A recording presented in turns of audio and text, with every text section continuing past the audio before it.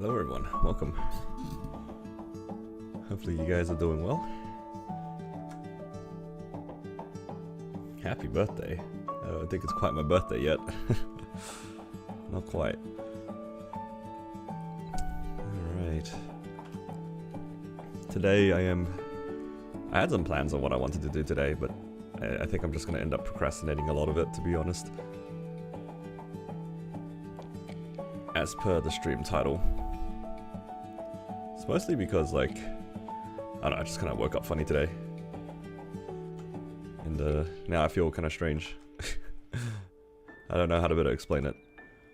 It's because, like, over the last week, my wife and I have, like, kind of had degen sleep hours. And, yeah, it's kind of carried over in a not great way. So I'm, like, low-key trying to stay awake, if that makes sense. I mean, I'm not really, like, sleepy, I'm just tired. That's okay, I have you guys to keep me going. I do actually need to do a bunch of weeklies, to be honest. Look at this, I haven't done my marksman weeklies yet. Should probably do that. But I'm gonna put that off for a little bit so I can do some grinding here.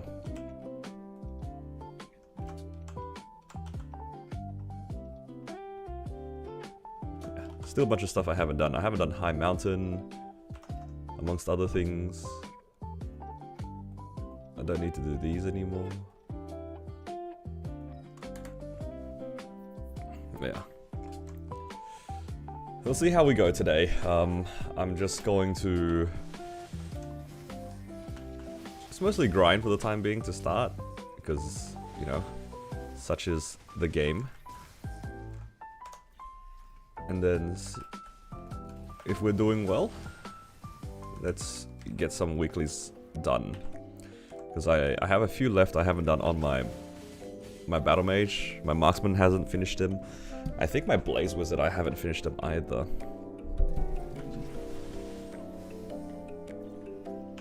Slept at 6, woke up at 4. Nah, for me it's well, it's an early morning for me. I've been up since like 6:30, but I only started streaming now. It's like 10 o'clock, right? So I've been like kind of half awake for the last 3.5 hours. It's not getting much better. So I'm trying to be a bit more productive here. So let's just start off by starting the day slow. Let's just grind for a bit. Get some EXP on the marksman. Still slowly trying to get to 275.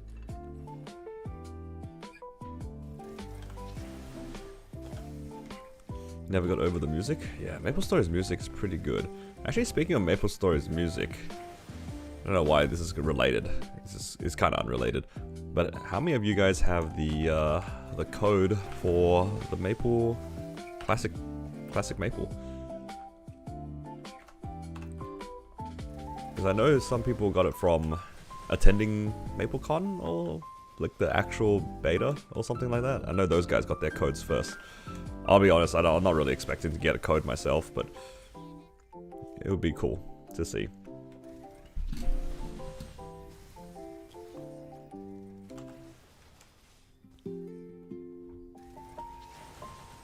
How many of you guys are keen for Maple Classic, for those who are chilling here today, this morning? Say this morning, but it's probably a little bit later than morning for some of you guys.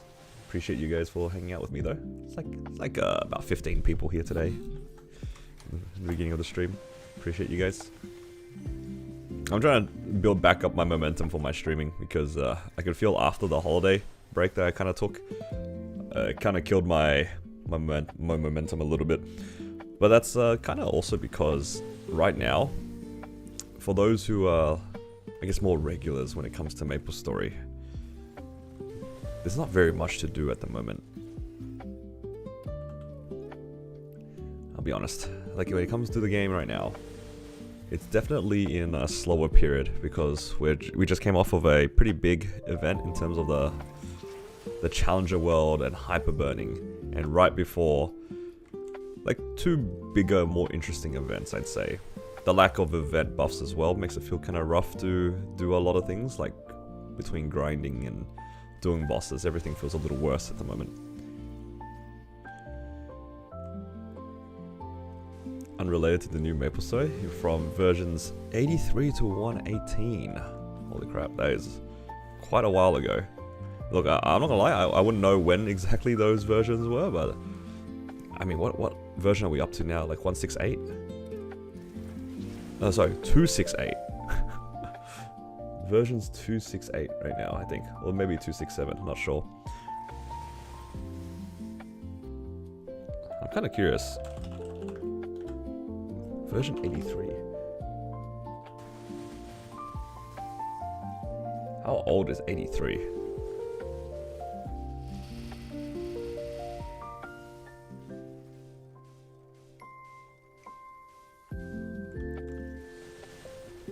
'83 sounds pretty old. It's evening in the US. Hello, welcome. Yeah, it's you guys can see the sun is like kind of shining in my eyes a little bit. So it is definitely, I wouldn't say it's really that early morning, but it's still definitely morning for me.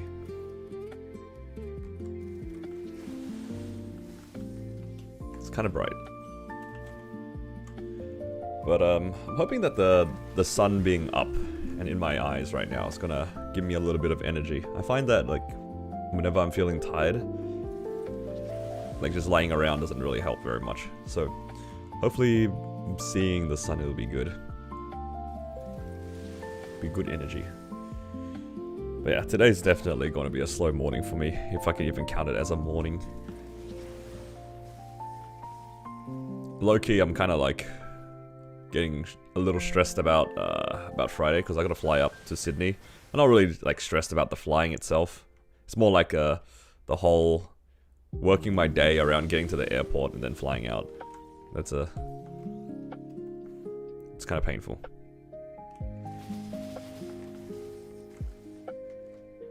How many vacs am I using? I'm just using one.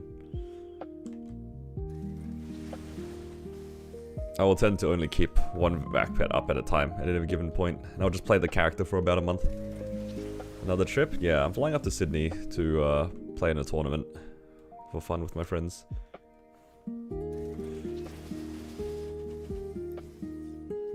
And best case scenario, I get into the top 8 of the tournament and then make back a good chunk of my money. Playing for top 8 like that though is like not financially advisable though, I'm not gonna lie. Playing, the only way to make money back is get into top 8 of a tournament. It's like kind of a tall order if you ask me. Look, I think that I'm good at the game, but I don't think I'm that consistent. And I don't think I'm playing something that's that good. From my experience, how's the Wild Hunter mobbing and bossing? Compared to what it was before, the mobbing is about the same, I'd say. Like, mobbing before was already really good. And I think now, it like kind of maintained that. If anything, it made it like a little bit more streamlined, because rather than having 2 class summons, you only have 1. And it's just as big. In terms of bossing, much better, in my opinion. It feels a lot better to play. What game is it? I'm playing the Gundam card game. Gundam TCG.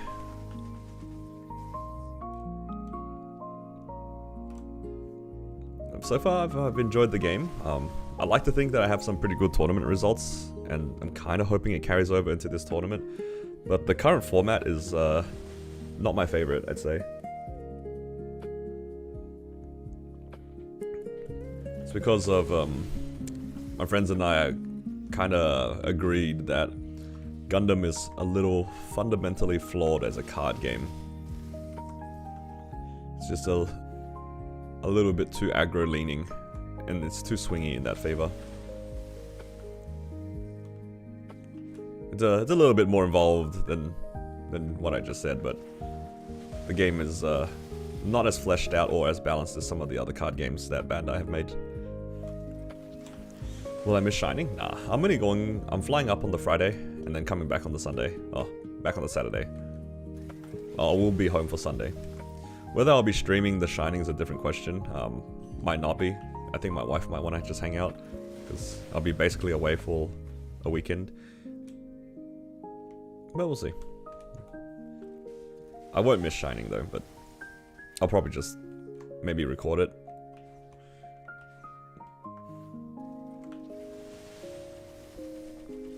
But yeah. Should be fun. early year card games tend to have that issue. That's what I like to think as well. Like, the early games, or like when the cards are like slowly getting designed, I can see that being an issue, right? Because they haven't really fleshed it out yet. The complexity is on the lower side. I think though for the Gundam TCG, this is just from my experience also playing a decent amount of Yu-Gi-Oh! I played my fair share as well of the One Piece card game. For Gundam, the problem is that the whole taking damage system doesn't feel very, unless they do some changes, I don't feel like it's very good. Because like in Magic, your life is like kind of a resource, and so it's also like that in One Piece and Yu-Gi-Oh! Like, your life is a resource in some way. Cards that cost life, you have to manage that as a resource. Whether or not you decide to take damage, it's also a resource because you know you have to manage your board state or your hand size in the form of One Piece, right? And Yu-Gi-Oh, well, it doesn't really matter how much damage you take until you go to 0, and you have 8,000 points. You're probably getting hit at least like 2 to 5 times, right? But you have a lot of like things to stop you from taking damage. Whereas in Gundam, the problem with that card game is that if you take even 1 hit of damage, you lose one of your 6 lives, but it doesn't become a resource. So it's everything in Gundam is like, it's like kind of all or nothing, if that makes sense. It's not really a resource, so it feels really awkward. So the game really favors right now playing extremely defensively or extremely aggressively, and the mid-range playstyle doesn't really exist. There's no decision making when it comes to like taking your shields in this case, or your life points. There's just, it's a gamble whether or not it's a benefit, and it's almost like no downside for your opponent just rushing you. So I think that the game is like a little bit fundamentally flawed in my experience. It's still a fun game, but it does definitely feel a lot more luck dependent than I would like for a TCG. If you're playing Gundam, it's definitely a for fun game in my opinion that happens to have a decent following, which is fine. I'm hoping like in the future it becomes a little bit more balanced, but again, it's still pretty early in the game. Right now though, I think it's a little bit too aggro or too defense leaning. There's like, if you're not playing one of those 2 strategies or strategies to counter that concept, it's really difficult. What's the selling point? I think the selling point genuinely is the fact that it's accessible, like it's easy to play. Accessible in the form that it's easy to play. It's easy to pick up.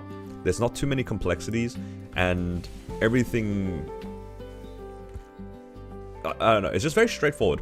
I think it's very simple. Obviously, better players can make better decisions within the game. I think that's still like a part of it. Good players will still tend to do well in tournaments. But unfortunately, I think the game has too much in the luck factor that I would like them to address. There's also like a fundamental issue with the game in the form of pilots. It's kind of like in Magic, where the resource in the game is lands, right? And there are a lot of ways that you can kind of get screwed by your own deck, regardless of how you build it, right? Like if you play a game and you draw nothing but lands, you're gonna lose. Same thing with like if you didn't draw any lands, you're gonna lose. But I think that Magic has got to the point where at least they've created ways to mitigate that, so you can build your deck towards being a little bit more consistent, so then you get the pieces that you need at the time you need it more often. So like getting flooded by lands is less of an issue. It still can happen, of course, but there are ways to like alleviate that. Whereas like in Gundam, there is like a huge problem, in my opinion, where if you don't see a good balance of the pilots versus the units they're good for, you're kind of playing a game where it's just a bunch of vanillas attacking each other. So I've played plenty of Gundam games in like regional tournaments and stuff like that, where either myself or my opponents just don't draw any pilots, or I don't know what the best way to equate this to Magic would be. It'd be like equips. Like, you really rely on these equips to have like a heavy swing in the game, and if you just don't draw them, you're out of luck. Like, straight up you're just playing with a bunch of vanillas. And it goes both ways. Like, both people could end up just playing a game where they just put down units and they don't really do very much other than attack for random numbers. It's a little bit strange to balance.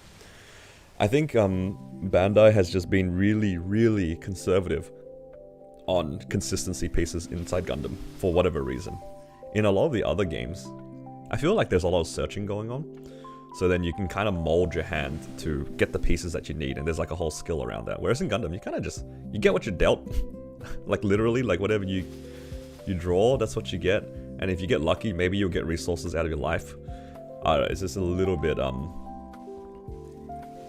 bit too simple for how coordinated the game needs to be, if that makes sense. There's actually a lot of like piece coordination inside Gundam, which I think is really cool. Like, if both players had a similar amount of pilots, linked pilots and units, so basically like combo pieces in their hands, the game actually becomes a lot more fun. And it's a lot more interactive, and you have to make better reads on your opponent, which is like part of the game. But because there's no consistency involved, if you just don't see one or the other pieces of the puzzle, and you're already on the back foot. That's my opinion on the game, at least.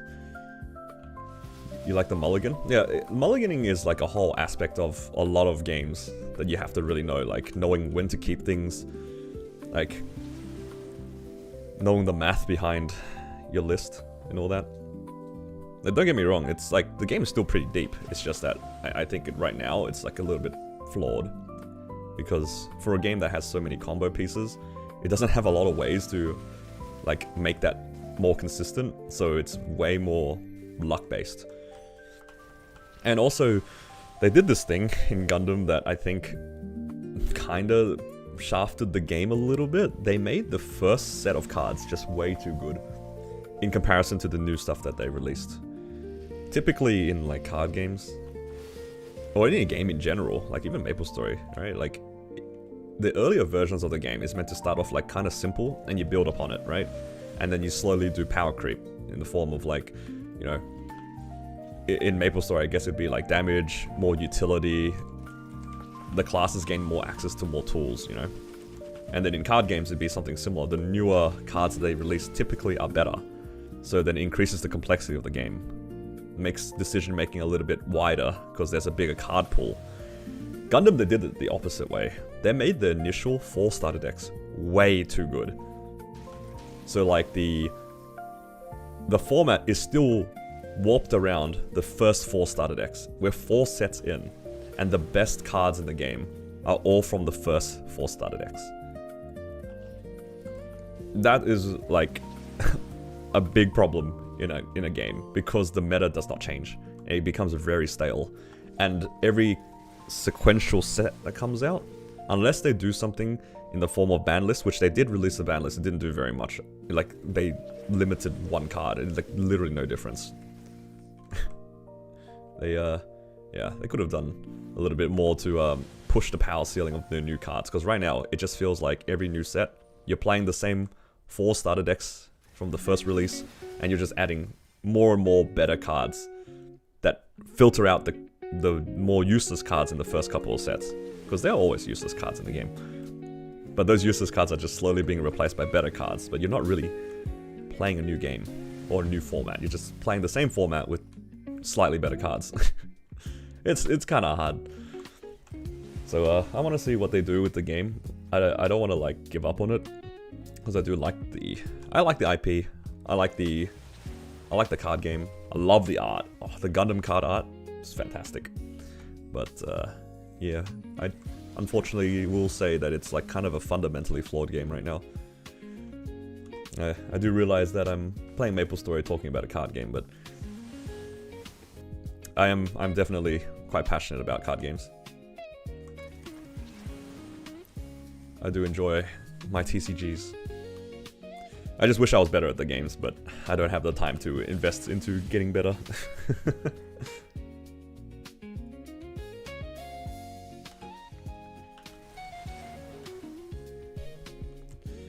Yeah, I've definitely like tried to play a fair share of games. The hard part though is just like, you can't get good unless you practice. And I don't have that much time anymore compared to maybe 5 years ago when I was a lot more invested into like Yu-Gi-Oh! If I had the amount of time that I did when I was younger, I would love to like take playing TCGs a little bit more seriously. But low-key, I think picking Yu-Gi-Oh! As like the TCG to play seriously was kind of a mistake. In terms of like playing it well. Just because like the prize pool was not very big. So it didn't feel that worthwhile. I just played a lot of it, which is fine. It was just a very expensive hobby at that point. But I think if I wanted to play more or less like competitively, I should have picked a different card game. Maybe like at the time it would have been Pokemon and Magic. Those two would have been like the better TCGs to play for like prizing. And then later on, we did my friends and I did swap over onto One Piece, which was actually pretty good. Like I made a decent amount out of my winnings for One Piece. I never got like a real premium top. I was really close though. My best shot was at a regional. I got top 16. I missed out. Sorry, I got 17th, so I missed out on my top 16 cut. I still that day still haunts me as well because like that one position, I think I still think about the misplay that I did. Like maybe I lost the game because I didn't calculate lethal correctly. It still haunts me because the difference between 17th and 16th place was like $4,000. I got 17th, so it's a little tragic. But I think overall though, I did get top 64 and top 32 a few times in One Piece, so I'm pretty happy with that. Although in the tournaments that like it kind of mattered in, I didn't do very well because I was pretty stubborn back then. I won't lie. I was pretty stubborn playing like the decks I wanted to play instead of playing to win necessarily, which is like kind of a weird competitive mindset. Like I want to play competitively, but I don't want to play the best decks. It's weird. But yeah, that's to be expected. Like you play something slightly off meta, you're gonna have a harder time in most cases. I've been doing pretty okay when it comes to Gundam though. Not sure if it's a fluke yet, to be honest. That's why I guess this weekend is gonna be like a very interesting one for me, because if I manage to make into even if I make it into top 32, I'd be pretty happy with that. Would be awesome if I made it to top 8, because then I could have back-to-back top 8s. Because in the Melbourne regional I came 6th. And I'll be honest, I felt so strong in that tournament. Like sometimes you just go into these tournaments not really knowing what to expect, but I felt so strong going to that tournament. And the only round that I lost, I don't like to blame my starting hand and like my cards that I draw throughout the game.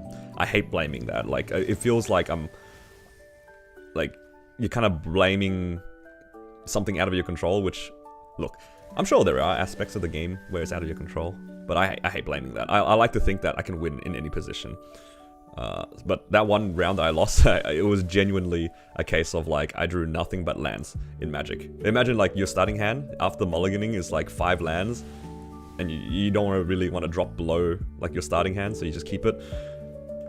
And then you just draw another 5 lands for the next 5 turns, so you just lose. That's how it felt like. But every other game, I fought for my victory, sort of thing. And I had a lot of close games, but I also had games where I felt like I couldn't lose. I'm talking about the Gundam TCG right now. So yeah, I felt pretty strong going into the Nationals as well. Like I really thought that I had the ability to make it into the top 16 cut to play for World Qualification. But one game I lost because my opponent high rolled the last couple of turns. I'm not gonna lie, like it was a really close game. He needed to see the right pieces, and it was like a heart of the cards moment. The guy like drew Pot of Greed, and Pot of Greed drew him the winning pieces. It was crazy. And I was a little bit salty, but like that's just TCGs for you. And the other game, I lost to I hate to say this, but he was definitely a weaker player, but I just drew complete garbage hand. No, it wasn't as bad as like drawing 10 lands in Magic sort of vibe, but it was not much better. And I just lost. I was a little bit upset when I lost the second round because it was like almost guaranteed that I wouldn't make top 16. And I did win out the rest of the tournament, so I did end up going like like 7-2, but I ended up at like 20th or something like that. So my tiebreakers were just not strong enough. Like I knew the guy that the first opponent that I lost to, he was pretty strong. Like he ended up like 3rd after Swiss. So I was actually, well, that's okay. Like if the person you lose to ends up doing well, that's good for your tiebreakers. But my second loss, he was definitely a weaker player, so my tiebreakers suffered from that. So I'm hoping in Sydney I'm gonna have an okay time. Ideally, a top 32 finish would be nice, but we'll see what happens. You miss old Yu-Gi-Oh? Just collect some cards and figurines now? Yeah, that's fair.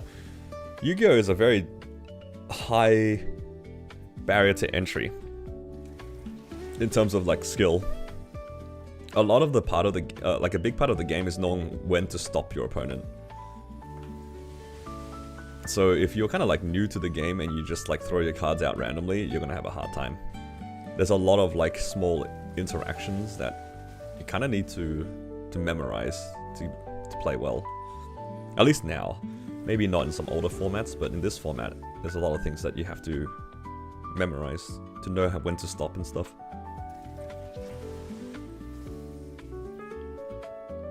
Yeah, game's a bit hard. Hello JH, good morning.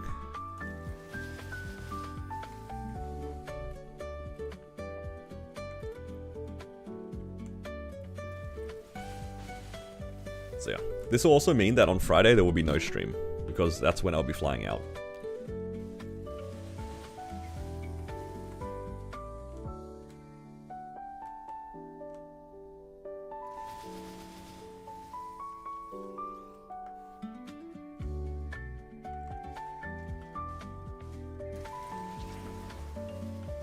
Can I stream my flight?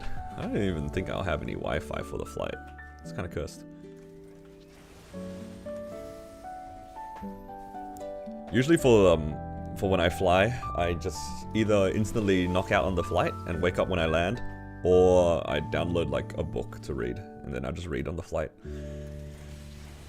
That's usually what I do. See you in Japan? If only.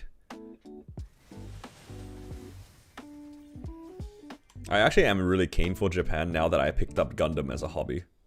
As in like making like the model kits and stuff. Now that I actually started doing that, I'm actually really keen for Japan.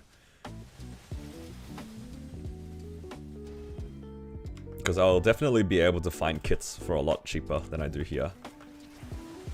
And also the availability of them would be a lot bigger. So I'm super keen for that.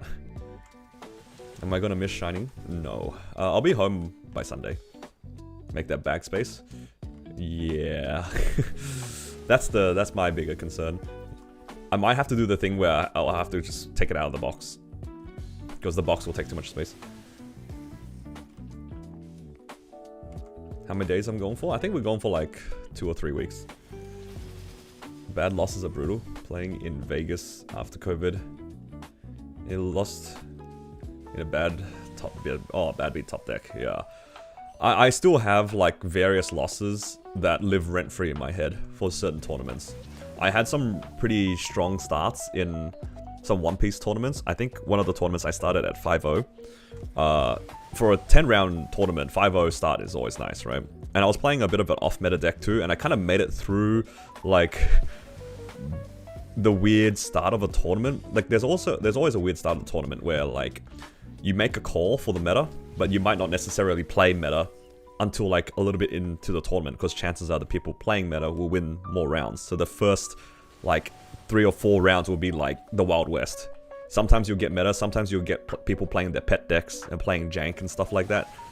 And then I don't know how it is for other games that much. I think in Yu-Gi-Oh! And for One Piece at least, there's a lot of decks that just, if you pick a certain playstyle, you will have natural counters. And I'd imagine for Magic it'd be the same, but I don't play Magic, so I can't really comment. So I made it through all of these like weird decks, some of them not necessarily good matchups, into like 5-0 scoreline. And then the next 2 decks I played were like anti-meta decks that also had like an incredibly high win chance against my deck.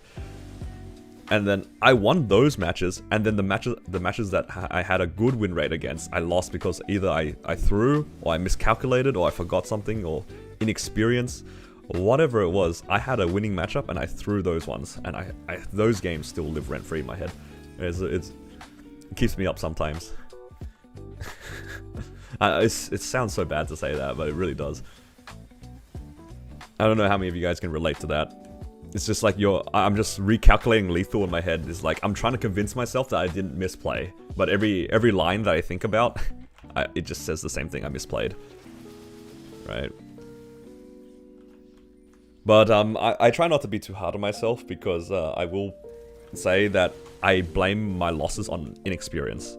So I'm not saying like it's not my fault or anything like that. It's definitely my fault, but it's just in a different way. I played to the best of my ability in the moment, but I should have done better given the fact I was going into a tournament. I try not to be too rough on myself on the losses, because sometimes it's like, wow, the answer's so obvious, but if you don't practice as much, maybe I should have been a little bit more aware of certain matchups. Yeah, whatever it is, I try to just like not be too hard on myself. Yeah, that's okay though. I like to think my records across the card games I've played, I've done myself justice in terms of the amount of effort, and I played well to my skill level. I don't think I'd ever be able to play at Worlds or anything like that, but I like to think I have a chance to compete for it.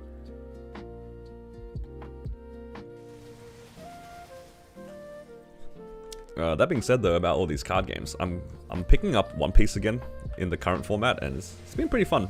Like I've enjoyed, after taking a break from the game for so long, like now it's been like maybe 5 sets since the last time I played.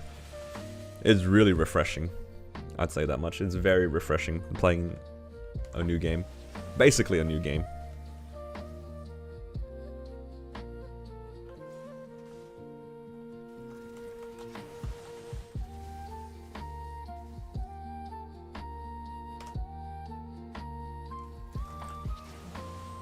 Wow, 60 watch streak, huge. Can you unmod him for being toxic? Then I have to find a new mod. Ah, it's okay, we'll keep JH. Sometimes you need a little bit of toxicity in the chat, right? Healthy toxicity, is that how it works? Or is that Stockholm? Yeah. That's enough about me going off about card games. I could talk about like my TCG experiences forever. It's just something I'm passionate in. Do you guys have any like hobbies outside of MapleStory that you guys really enjoy? Or are there things that you guys are interested in picking up? Because I know MapleStory, let's be honest, it is a pretty time-consuming game. But I'm sure we all have some other things that we can invest our time in. Unless you just really enjoy MapleStory and you don't really look at other things. I feel like I go through those phases too, where like all I do is play Maple. But I'm like that too with some other games. There was a period of time where all I did was play Counter-Strike. Although, that was a long time ago. The prediction never ended? Oh yeah, we have to close that prediction. Choose the outcome. It was 0. We did not get anything yesterday.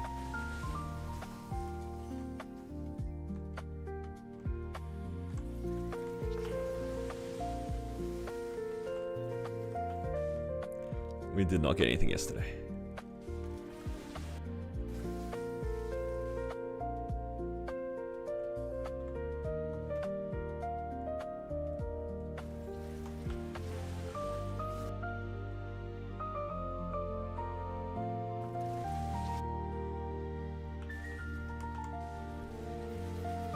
Spend a lot of time playing Minecraft, that's fair. I feel like Minecraft for me as well is like that. It's like one of those games I come back to and I spend heaps of times on, just once in a while. Right now, for me, other than like card games, I've been spending a lot of time just building Gundam models, and it's been a lot of fun actually. I've been talking about that more and more, but like the whole hobby of like model kits and stuff like that, it is a bit of a rabbit hole, but it's been a fun one. It's very satisfying, just the process of building it and then making it look nice, or at least what I think looks nice. What I think looks nice doesn't might not necessarily look nice to other people, but I enjoy it. Bi-yearly 2-week Minecraft phase, yeah, you know it. That's exactly what it is, isn't it? I mean, I've been playing Minecraft on and off since like alpha. And every once in a while I come back to it and it just scratches that same itch every single time. It's just so simple, right? I break block, I collect block, I build with block. Of course, that's like a very simplistic way of putting Minecraft. I definitely play I tend to play with mods a lot with my friends, but that's what it is at the end of the day. You break things, you collect things, and you build things. That's all it is. And it just scratches a very particular itch that only certain games will scratch.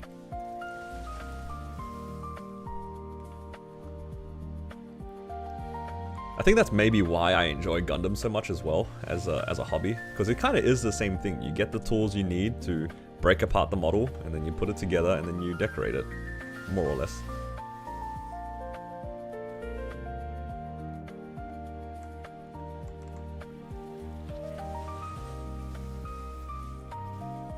It's a very simplistic way of putting it, but I enjoy the process. It's really nice.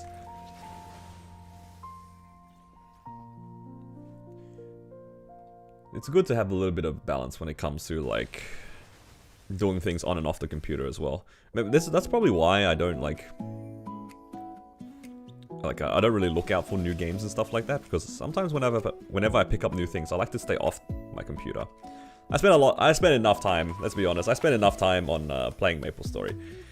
In between streaming, playing the game, editing, making videos. Speaking of which, I need to make a new video on my Xenon. I was gonna do that today, but I am so out of it right now. That Xenon video might be delayed indefinitely.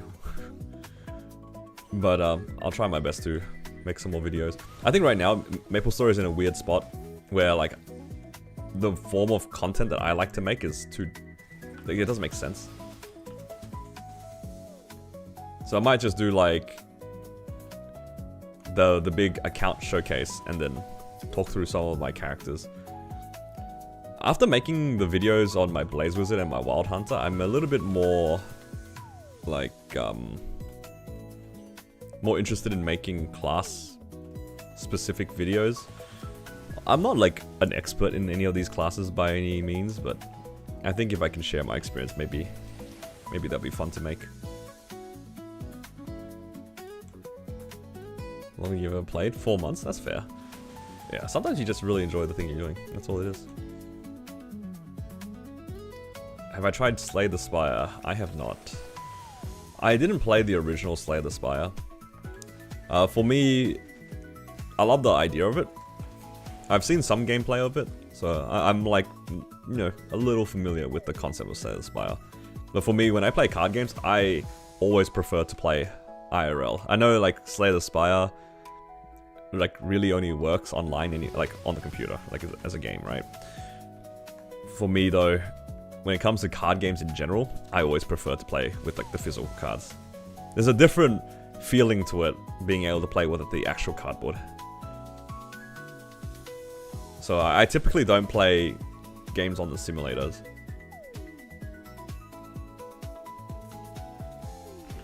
Like to practice for One Piece, Gundam, and Yu-Gi-Oh! There's plenty of online simulators to let you like just have everything at your disposal, but nothing really beats playing it in person. And also there's a whole like physical memory aspect of it too. When you do certain things like you're searching cards for you to add to your hand, and the decisions you make, there's a lot of things that aren't prompted like they are in online simulators that you have to know to do in real life. I like building up that like kind of muscle memory, so I definitely enjoy playing in person more. Like today as well, I'm going to go play at a locals, just to get like some last minute practice, I suppose, and I always look forward to it.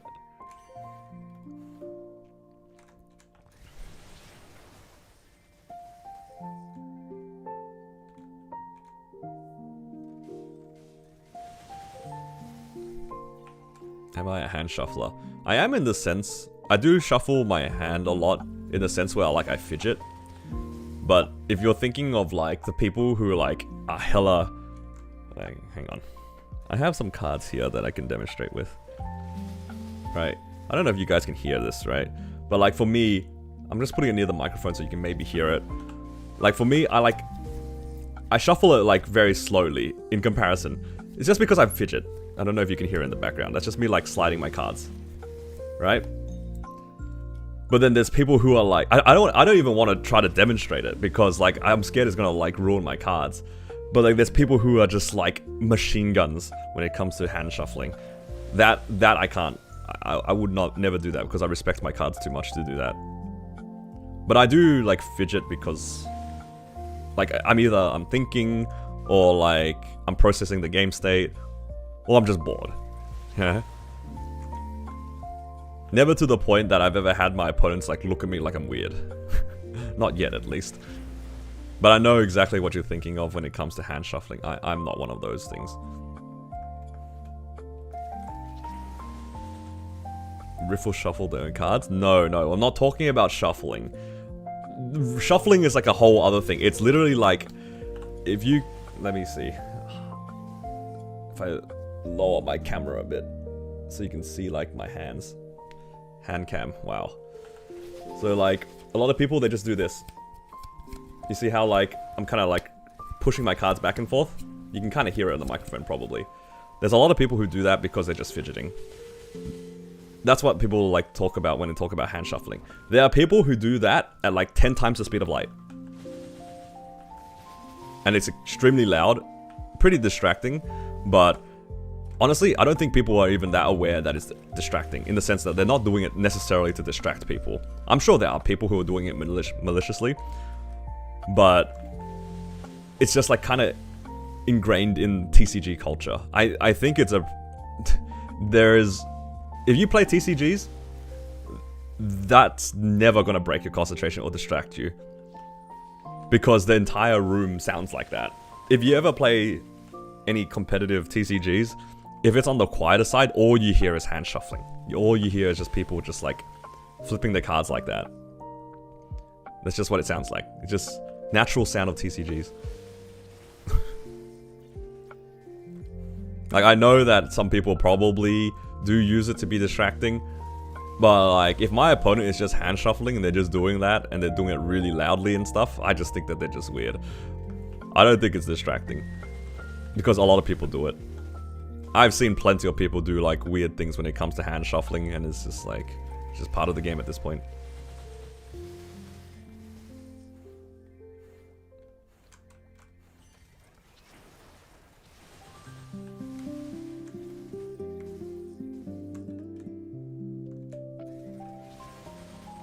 I don't know if Yu-Gi-Oh is doing it, but I have seen that Bandai is doing it. Bandai definitely has like implemented rules where you can't hand shuffle for the sake of like distracting your opponent, and you can be called out for it, which I find kind of hilarious. But I don't know if that's like in the rulebook for Yu-Gi-Oh. But for Bandai games, definitely.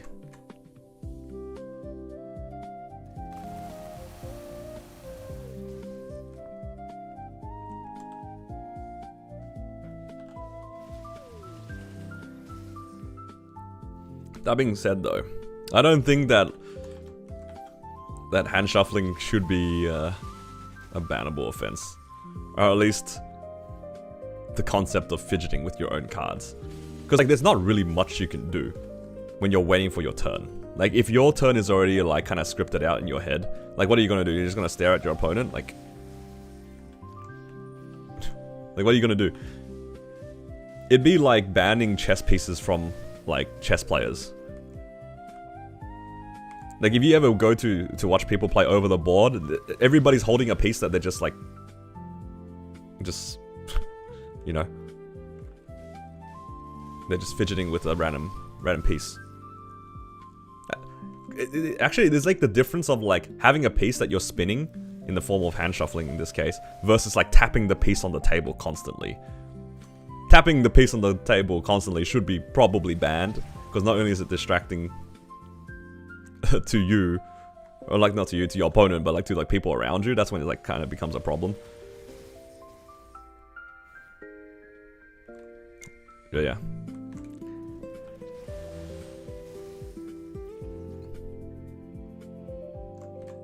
Sounds worse, don't look at me. Yeah, exactly, right? Like, what are the players going to do while they're waiting for their turn?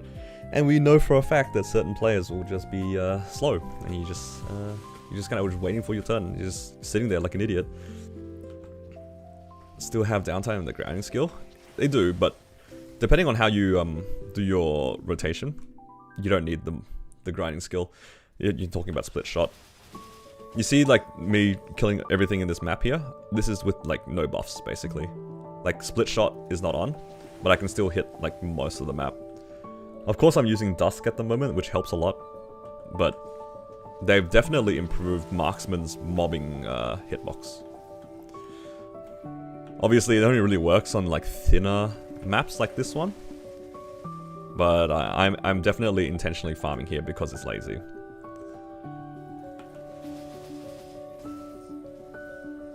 But yeah, you don't need to use the mobbing skill. I do just press it though because I think it's just nice. But it doesn't have to be. It doesn't have to be on for you to do some decent mobbing with the class. I will say though, like pre 6-job mobbing on Marksman, it's probably not great though.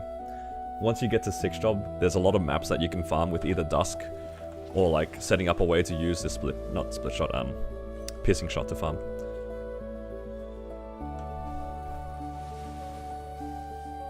Why early stream? It's a good question. Why indeed?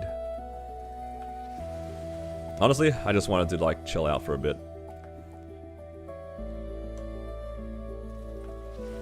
I don't want to go back to sleep, so I'm trying to stay up nice and early stream.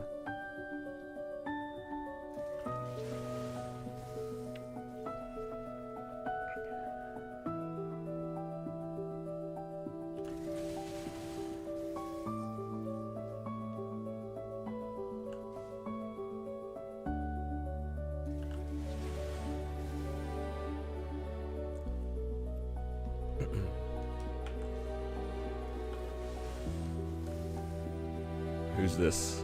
Oh, of course, it's Tilda. Alright. After I finish this coupon, let's go do some bosses. Should do my... at least my C10 bosses on my Marksman. They're not even that bad on my Marksman. Oh, Tilda shows up, and my burning goes away. Coincidence? I think not.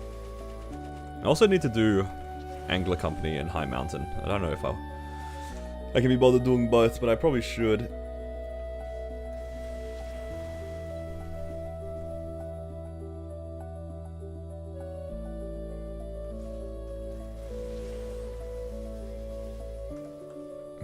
Swipe? Nah, I'm good. I would rather my money go elsewhere right now.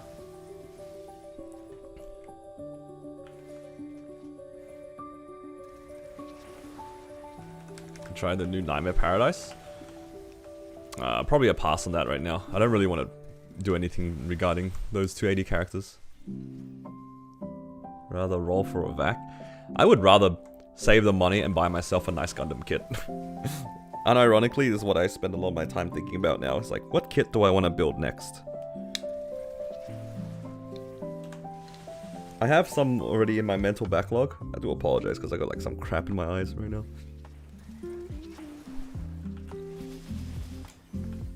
It's like many hours after waking up and I still have crap in my eyes. But yeah, I have some builds I want to work on. Do I still play my Corsair? Only on a weekly. I do my weekly bosses on it and that's about it.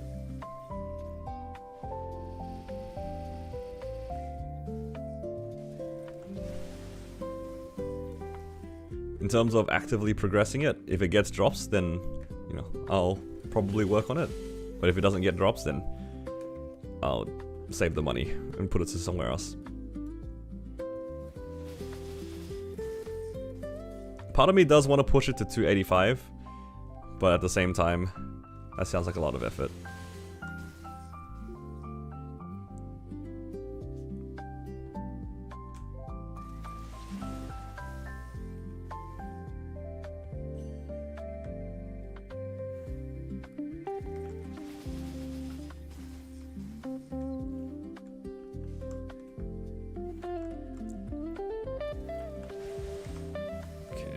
I have a lot of 3x coupons left to go through.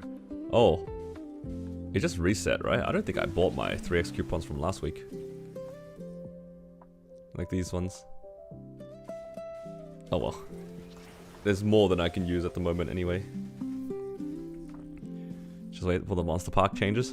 Yeah, I don't even like doing Monster Park. That's the thing. Monster Park makes me feel wrong. I would rather just leave the character at 280 than do Monster Park. I actually really hate that content.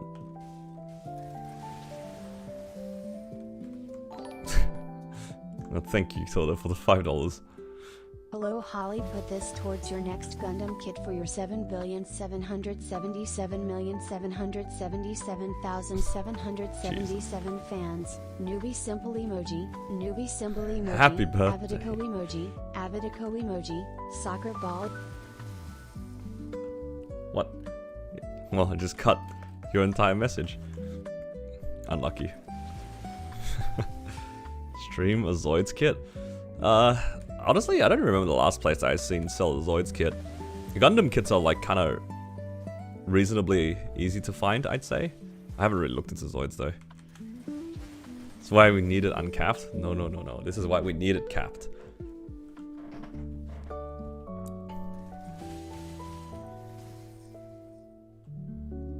I actually can't wait for tomorrow's reset. I think my Xenon can finally get its eye patch, which will be nice.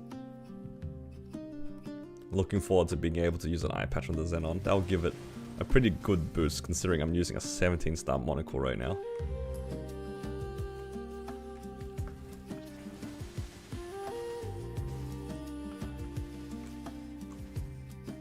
All of my mules are slowly gonna get 18-star eye patch plus 18-star ET.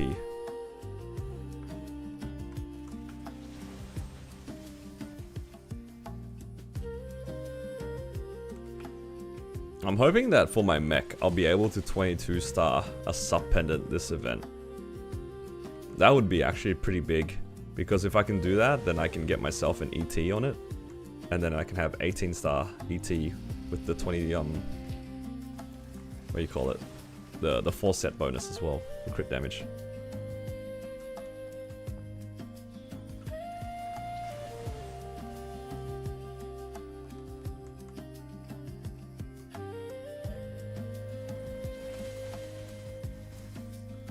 You got 5 mules left to run?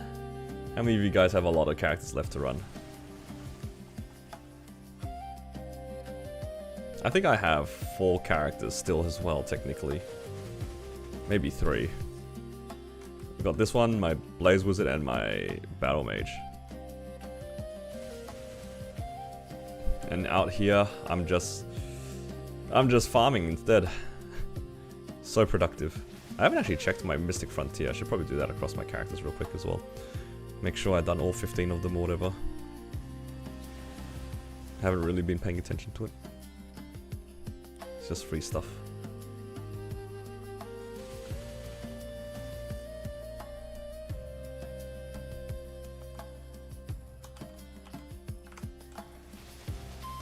I have 30 arcane things. Where's my equip tab? Here it is.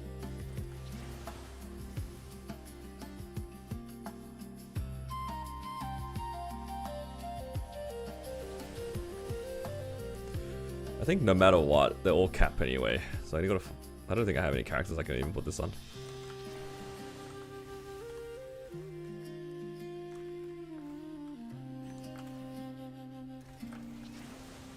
I actually got a decent amount of fragments for this hour. It feels like I've seen a lot.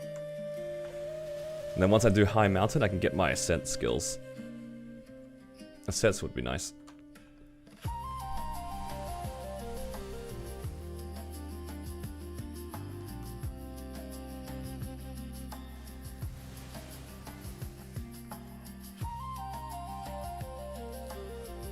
Just level 1 Ascents. Makes Damien just a little bit less bad. Just a little bit.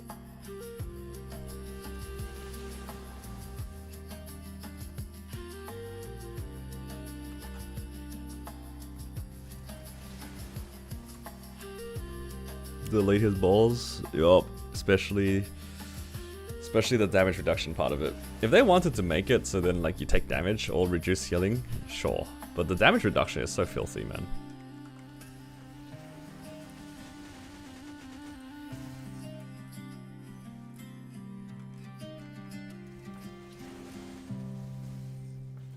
Like damage reduction that you can't really play around is so bad. There are plenty of bosses that have damage reduction as part of the concept of it. But it usually like punishes you for playing safe, if that makes sense. Or trying to play safe. Like for Limbo and Black Mage, if you're really far away from the boss where he can't hit you, you do get a damage reduction, right? Because you're outside his range. But typically in those bosses, you want to be right on top of it anyway to upkeep DPS, so you kind of get punished for being too safe. Which I think that sort of damage reduction is okay. Or if you have like light amounts of damage reduction in the form of like say Black Mage, if you get hit by a White Curse, you kind of got punished for getting hit by a mechanic that you can a mechanic you should dodge. I think that's okay. But like just straight up like 90% damage reduction and there's nothing you can do about it really. It's so bad.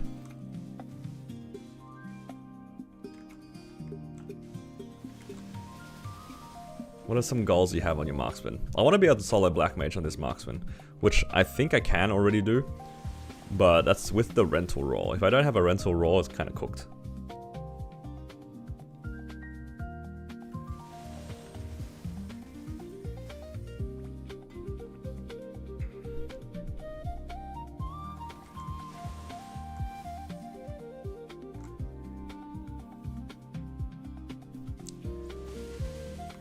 Carling P3? That's true. If you have too many people in one section, you get damage reduction, right? Who's my main right now? I am a Legion main right now. In terms of like the character I'm actively farming on, right now it's my marksman. But in terms of like overall main, I don't really have one. I just kind of play all my characters sort of one at a time. My main is Odium, true. My main is Gate 1 in Odium.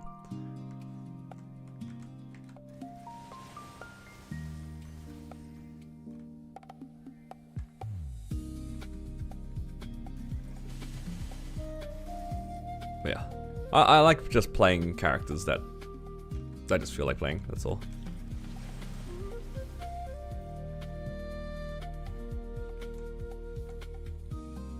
I wouldn't even say like I'm a serial main swapper, I just don't even have a main. I just like playing a lot of characters.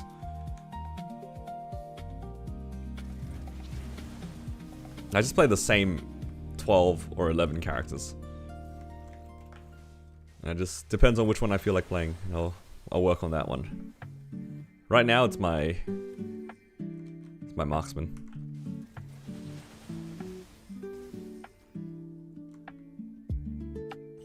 42 C10 mules. I don't know about that one. Not sure about that one.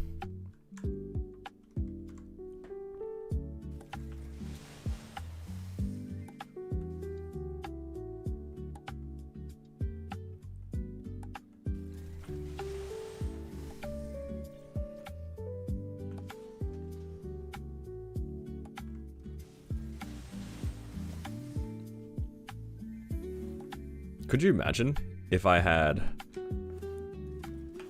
like all the characters able to solo Black Mage? Every month is 250 bill from just soloing Black Mage. That'd be a crazy goal.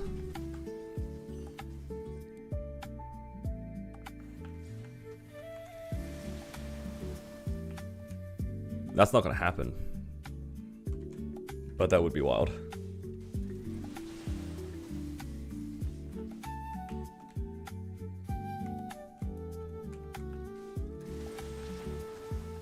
Destiny lived all 42. I don't even have one Destiny live. I haven't even done the Saren mission yet.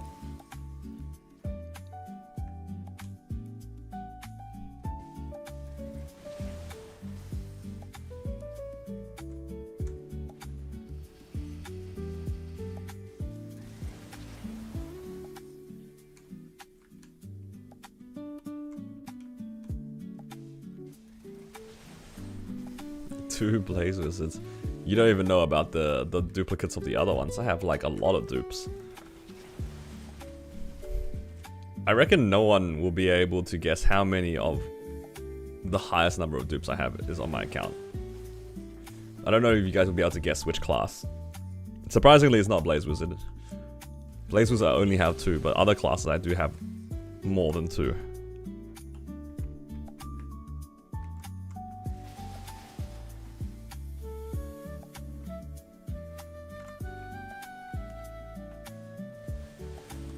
Seven Sares? I haven't played at least 2 different Sares.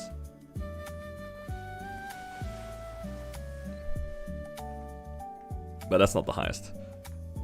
What's the most fun class for you to play right now? Like right now? Maybe like Kana, Wild Hunter, Ren? I personally enjoy those classes. At least when it comes to bossing. Multiple Cannon Masters. Hell no. Not that down bad.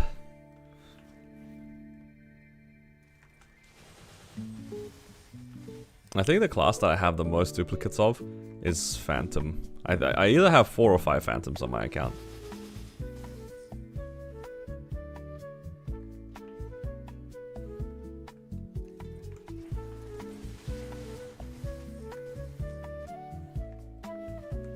Please prog the Phantom. The Phantom's kind of cooked.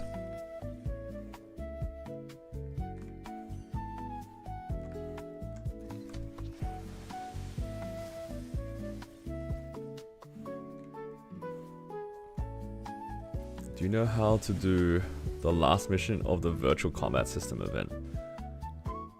Is that like the Genos minigame thing? If it is, I haven't even done it. I've barely touched this event.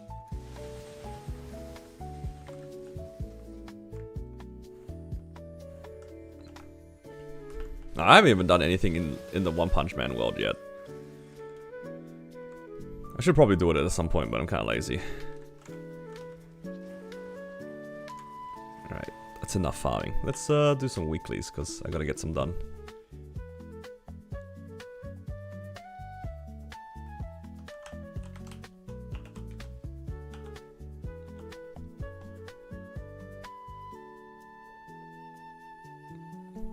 Yeah. Unfortunately, I can't give you an answer for the thing, because, yeah, I haven't done it myself.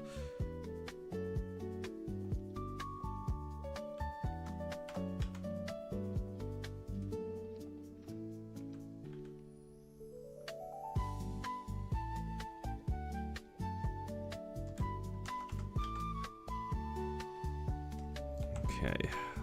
Let's go do some bosses.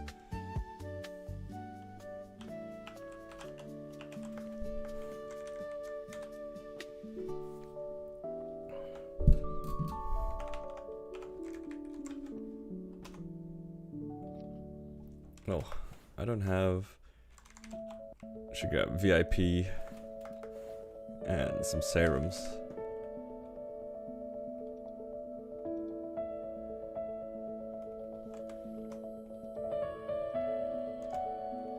Just at least for C10.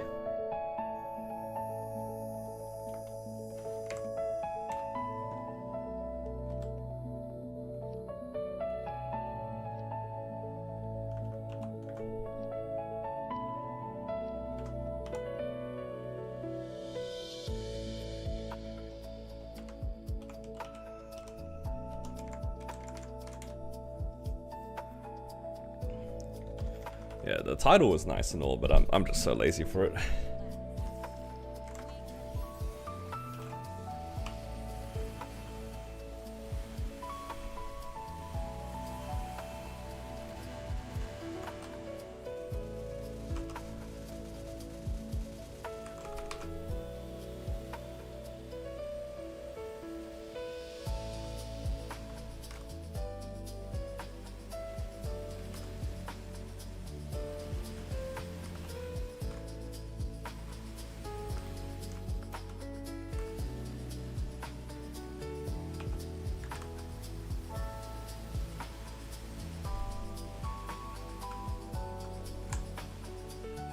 You got the special on Hexa 2. Where your thing goes straight to 3 and it gets stuck at 3. That's the special, man.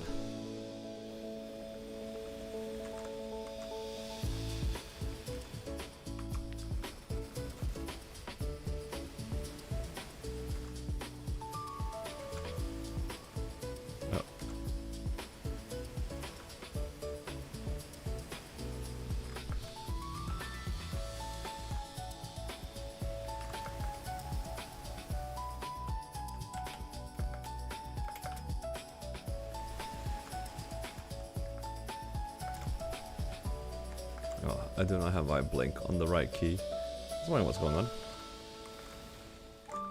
Oh.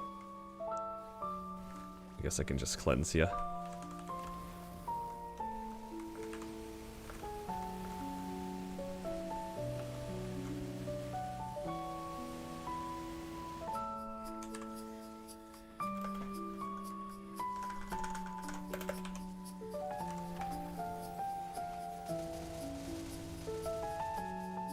Well,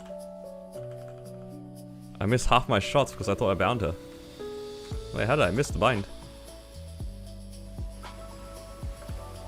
No, I must have hit the thing on the floor.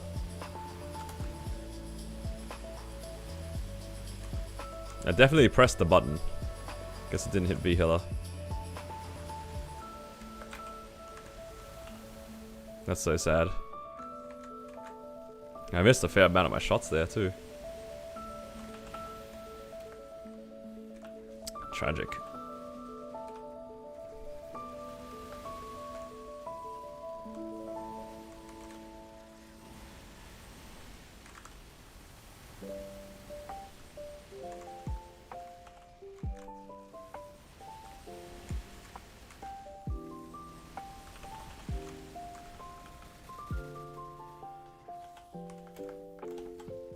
Nope.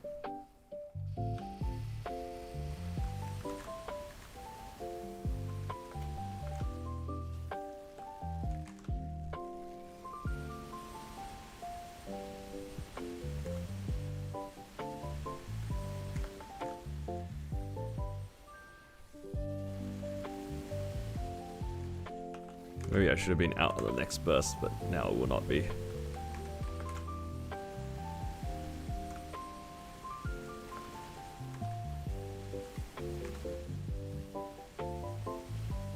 Alright, what are you guys feeling? Are we gonna get a pitch today? I haven't... Yeah, actually, even though I didn't get any pitch this week, I did get a grindstone on my Cannon Master, which is kinda whack. I think I'm now 3 weeks in a row seeing at least one grindstone somewhere on my account, which is kinda nuts. For N Carlos at least. Oh my god.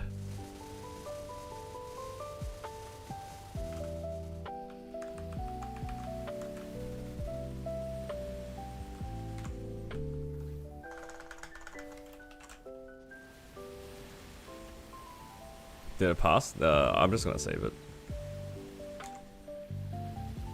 Cannon Master doesn't get anything from Raw 5, so there's no rush for it. Or rather, if it does get something, it's not very much. Because it finishes its burst so quickly. Like the difference between Raw 4 and Raw 5 is basically nothing. It's not like the other classes where the DPM matters a little bit more. At least that's my understanding of it. If any Cannon Masters can input on that, that'd be good, but my understanding is that it doesn't really do much. So I'm just gonna hold it.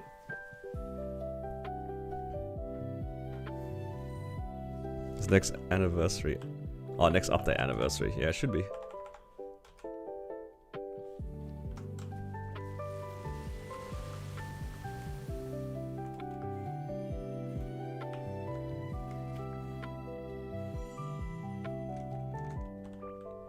Share grindstone. I mean, I got them from N Carlos. It's pretty bad.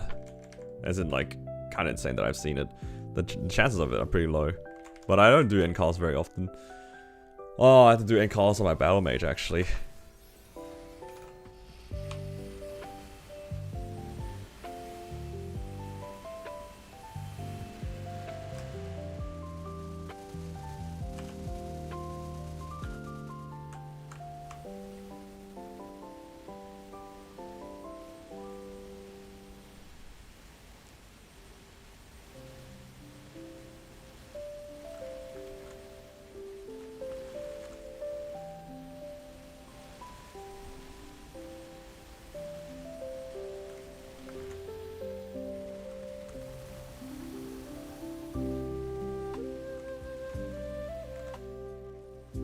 carry your Lumi. Oh no. I don't know about that one.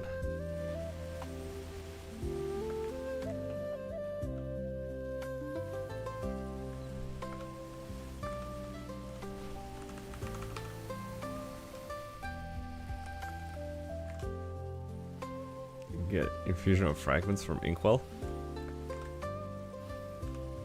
We'll see. I'm not expecting very much on that front.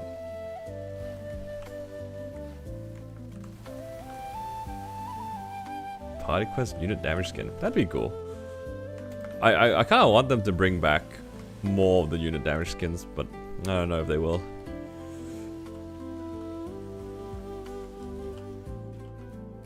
They probably won't.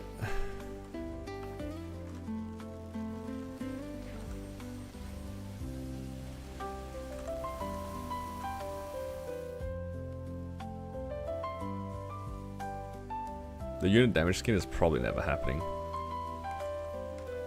The fact that they put it onto like an MVP reward is kind of crazy to me.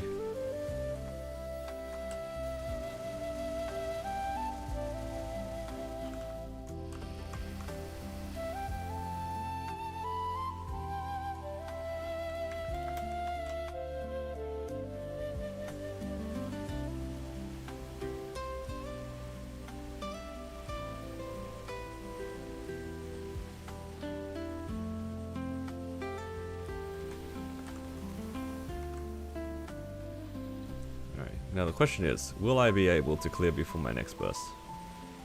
The damage is looking pretty good.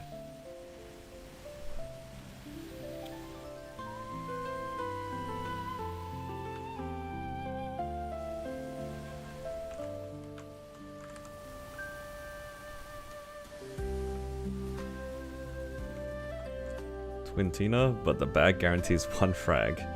Honestly, that'd be pretty good. If you cleared a boss and it always gave you 1 frag, it's not much, but it's good enough. Hello, anyone.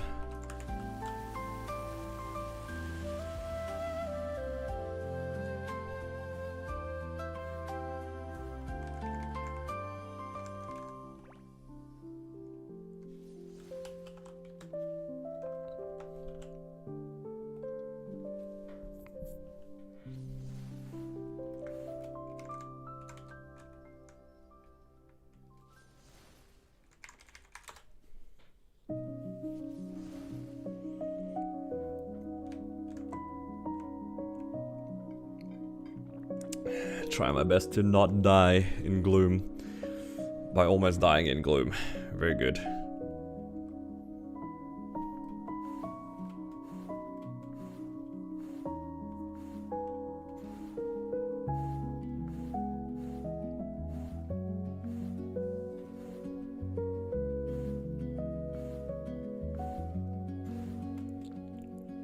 Do what they should do, and this is me saying this with absolutely no bias.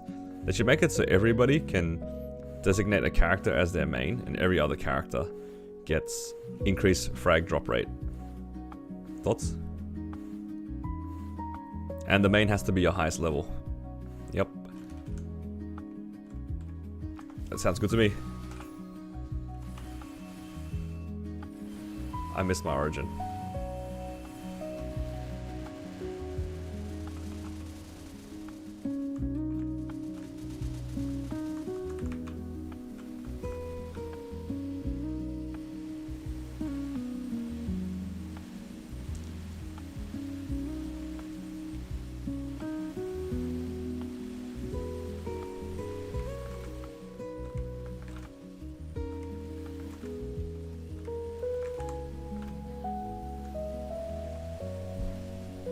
Oh, I didn't jump. Too busy scratching my nose.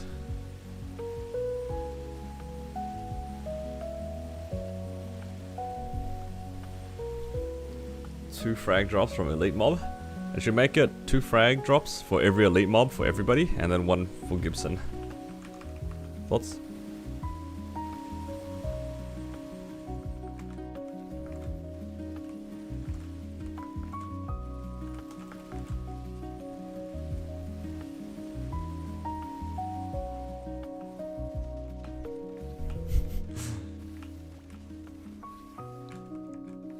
Why the hated energy for Gibson? Somebody has to take the fall.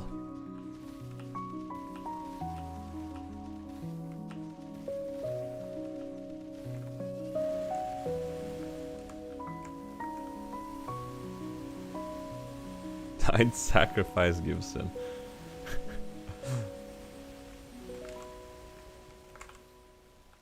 Damn Gibson.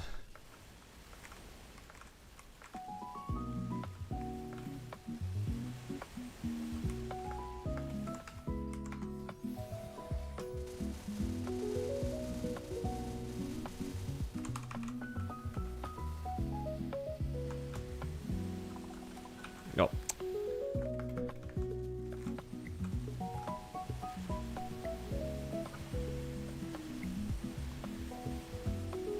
You can't sell him out.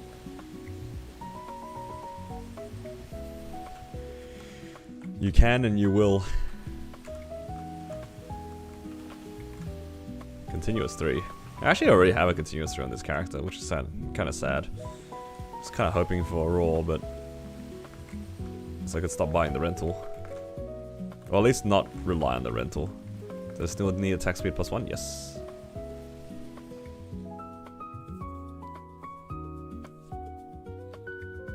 Five node stones for 1 frag. Kinda cooking there. If node stones and frags were interchangeable, that'd be pretty cool. Yo, I got my first pitch this week. And it's an ET. Kinda nice. I can try the 22 this on the event. That was like actually blinding light.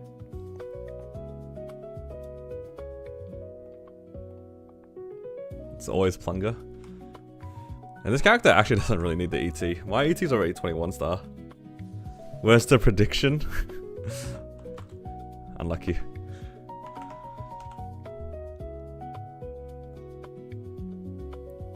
This big gun. It's already here. What do you mean? Plunger already has a 21 ET.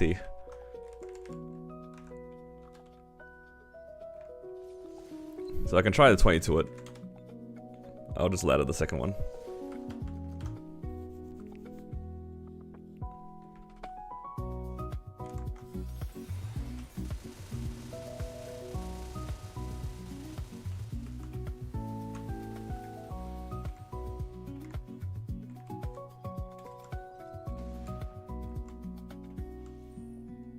I would have definitely preferred it to be a different piece though. I don't really need the ET. Tap the 21 ET to 22. See, this is why Gibson's the one that is getting sacrificed for the greater good. You guys seeing it here.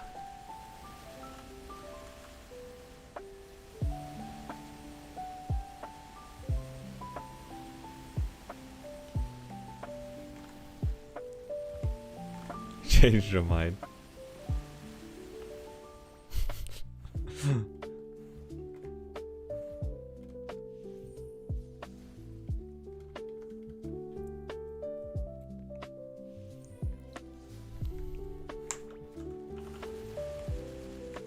Oh.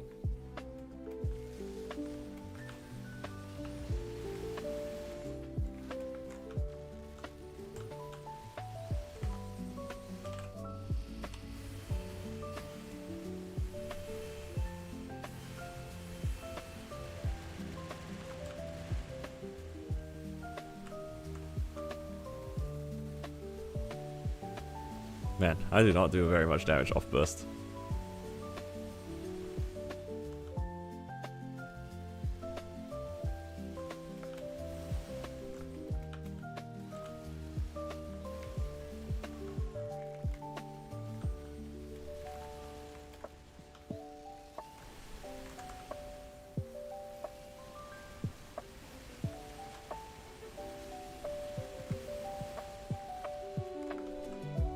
Oh.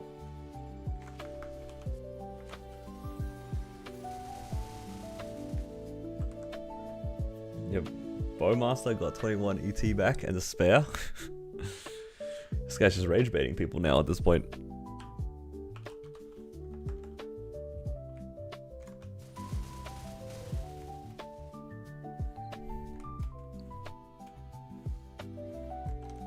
Yeah, Gibson, you should tap the 21. Like you said to me.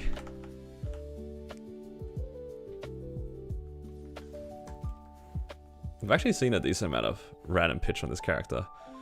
I've seen at least one eye patch. I've seen 2 ETs and 2 belts now. It's actually like a decent amount of pitch on a character that's like kind of new in the sense where like I haven't really been playing it until more recently.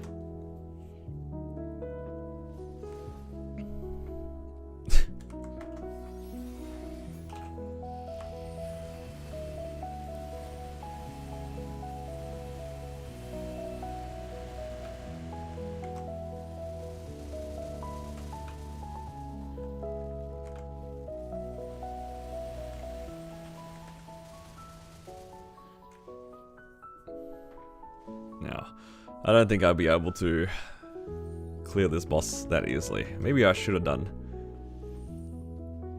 You're supposed to do a prediction? Nah. Don't worry about it, JH. The prediction's already scuffed. The one time we didn't do a prediction, a pitch did drop.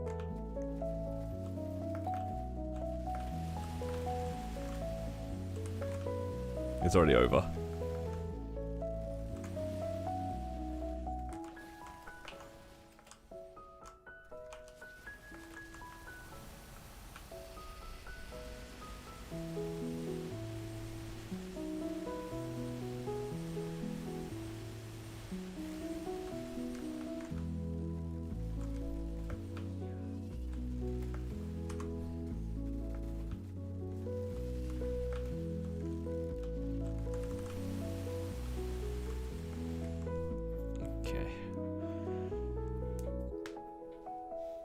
This one, I hope it does drop something. Eye patch. No eye patch. How many points am I on? 94. Alright. Another like 5 weeks. Then I'll be able to get one.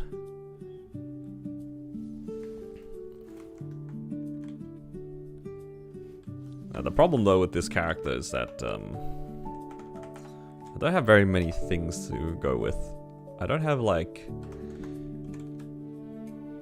that many pieces, so it's just I'm at the whims of RNG to hit something. Thank you for the hydrate.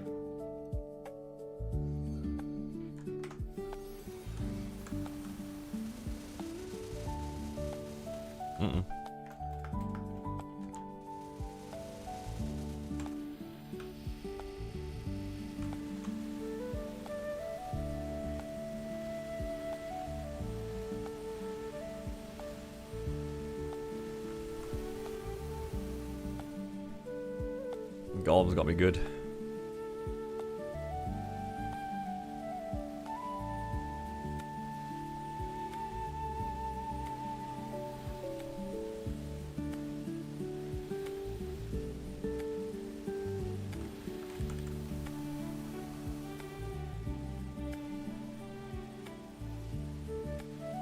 Wow, my master can do this with more than a minute remaining.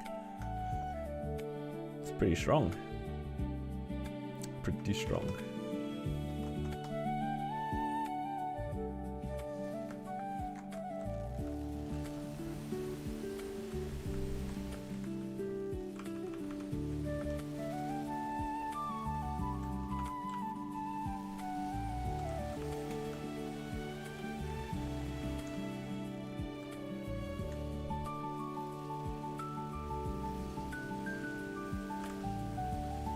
One day this character will be able to do Seren or something. Alright. Surely the platform doesn't break, right?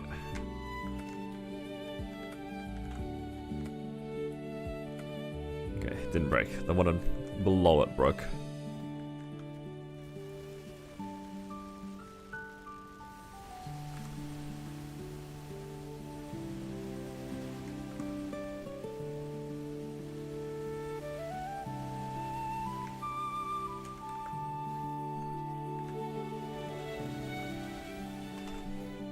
Oh, I missed my origin again.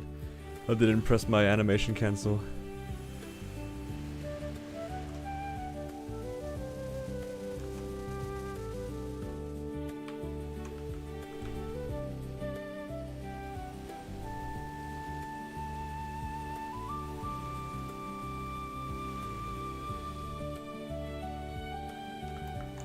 Oh, almost got stomped by that golem.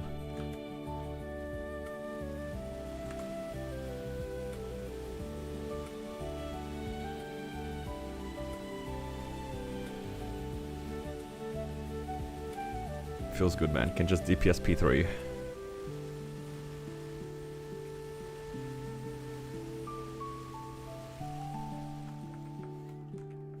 Alright, do I need Twilight Mark on this character? I do not. So just a ring box would be nice. Ring box, please. Okay, never mind. Gave me a Twilight Mark. So I've been begging on to get these on my other characters. So why is this one getting it every time, man? It's always the ones you don't need it on.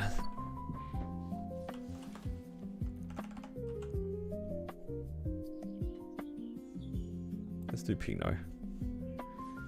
Honestly, it's always the wrong character. I really need those Twilight Marks for my hero and my Ren too.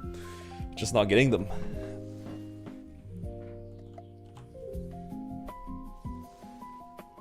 I think my... what do you call it? My, I can't remember what class. One of my other classes just didn't really need the Twilight Mark as well. Oh, my Wild Hunter. I didn't really need the Twilight Mark on my Wild Hunter. And I had like 50 of them, it felt like. And I one-tapped the first one to 22, and I was thinking to myself, this character kept getting it and hit on the first one. And now my hero just can't get it at all.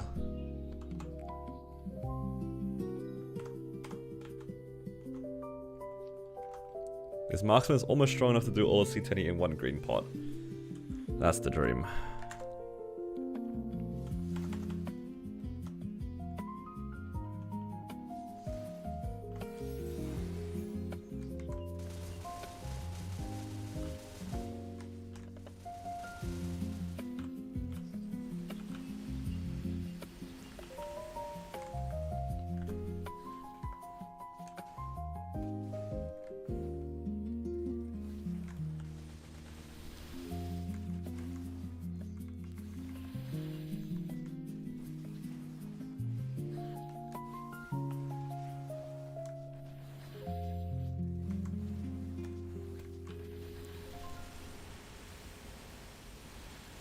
Yeah, this marksman is pretty strong.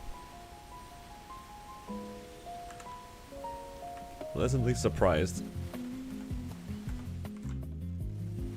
I kind of want to try a black mage on it, but at the same time, not really down at the moment for like an hour run. I don't think it'll be an hour, maybe closer to like 45 minutes, but still.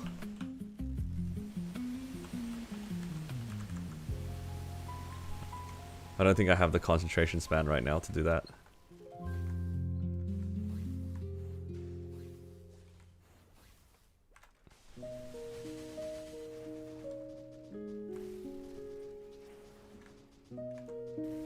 Buy more slots? Where? Oh, I almost died. I mean, technically I have one more here. I have a few more here too. I think I have some free ones from the daily.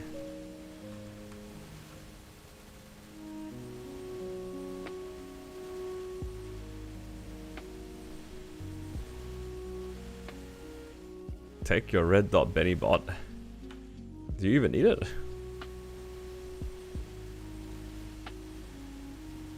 Do you need it for your liberation? I mean, if you need it for your liberation, I'll take you. No? Alright. Do it for content. Nah, it's alright. I think I won't have the focus for it. So I'm a little bit concerned for my upcoming Endcast run for my Battle Mage. Low key, I think I'm just gonna do E-Colors though. I don't know if I can be bothered doing Endcast.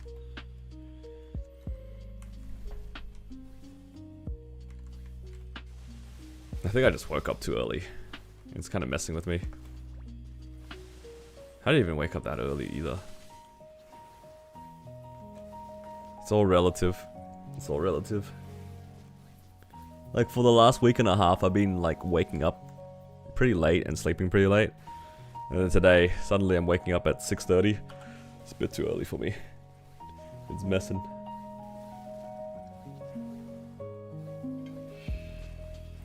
You know what I need? I need a good lunch. That's what I need. I think if I have a good lunch, I'll feel a lot better.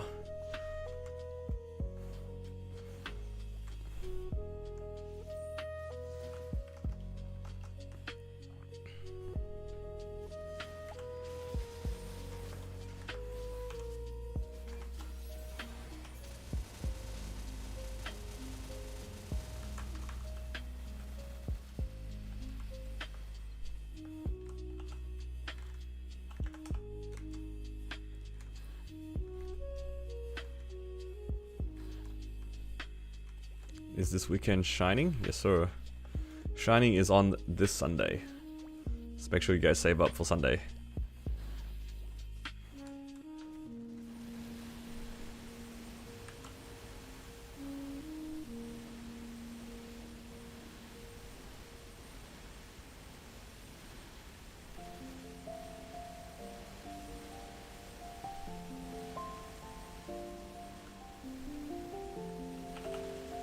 How much will you guys have for the Sunday?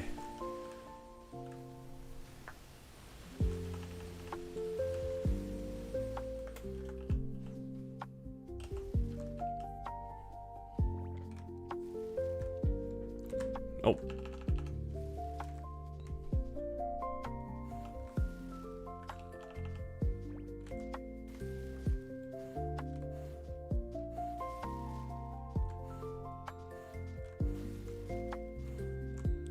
With a crown out there, you get back into it. Sucks when the game I like since release is losing interest. Yeah, I agree. The game right now is like on a downtrend.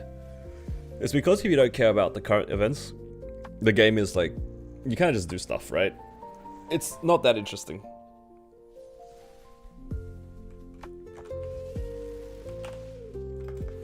Only 100 bill, he says. Only. Oh. Oh, that's right. I wasn't meant to move for that one.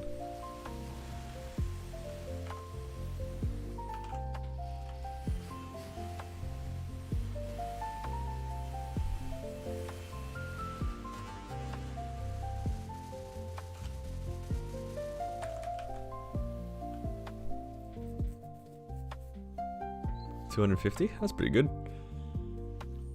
I mean, as long as you have saved something. That's all that matters. It's not a lot. It's not about having a lot. It's about having something to work with. Not as much as me. In all fairness though, I do have a lot of characters that run C10 and E-Adversary and stuff. It's pretty easy to make money when you have this many characters doing this many bosses. Do you guys prefer doing boss meals or grinding? Like, if you had the choice to do, let's say, like, they have to be Enlomian. C10 is too free. I feel like too many people will say yes if it's C10. Would you rather be grinding for an hour or do an hour of Enlomian mules?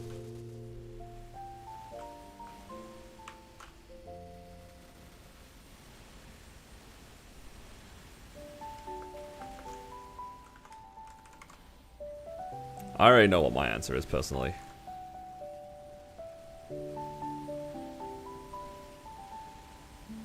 I think for me, I would always pick the 1 hour grinding.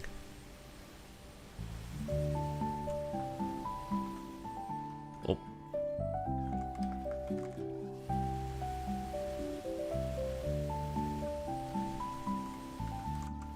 Money-wise, I think that the Enlomian mules will definitely be more money. But it's not about that. It's the principle for me. Refusing to do Enlomian mules. Not anymore. Not for me. I don't think I'd be able to go back to that.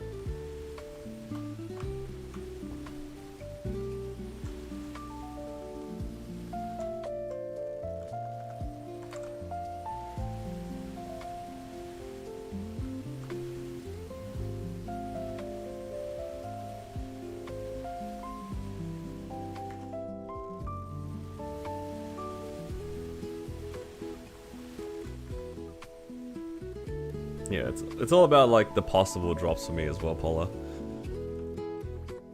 As much as I like making money, getting drops, or the chance of getting like drops, always fun. I'm getting to the point though that I am getting a little bit kind of over these drops. Because I am getting to the point where I need specific things. Would really like to see Twilight Marks on the ones that need it, Slime Rings on the one that need it, Daybreaks on the ones that need it. Like, I need Daybreaks. This character needs Daybreaks. I'll have at least a couple of Daybreaks to work on this Shining.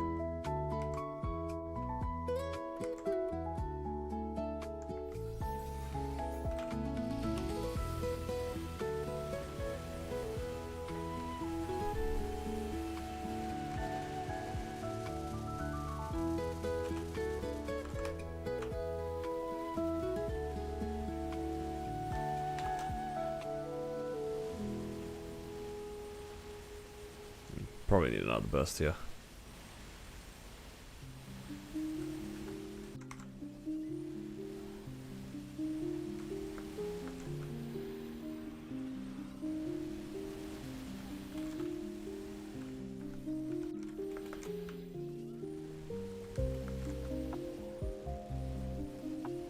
Quick pass to your boss mules, imagine. Pay 30 cents per boss. People would do that.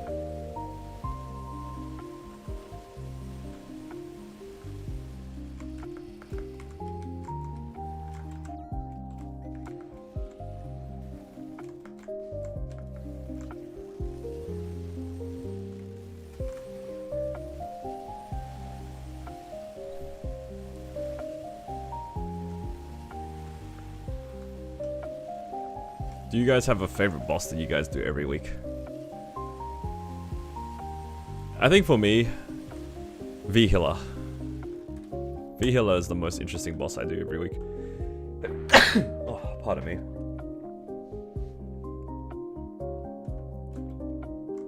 I think overall V-Healer right now for me and a lot of my characters is that it drops the most interesting things. Source is always nice to see. I don't think I ever get sick of seeing a source. Like, I might complain if I already have a source that I can't finish, because it'd be like, oh, I kind of want something else. But I think V-Healer, the fact that she drops Daybreaks, source is solid, ring boxes for the mules, kind of nice.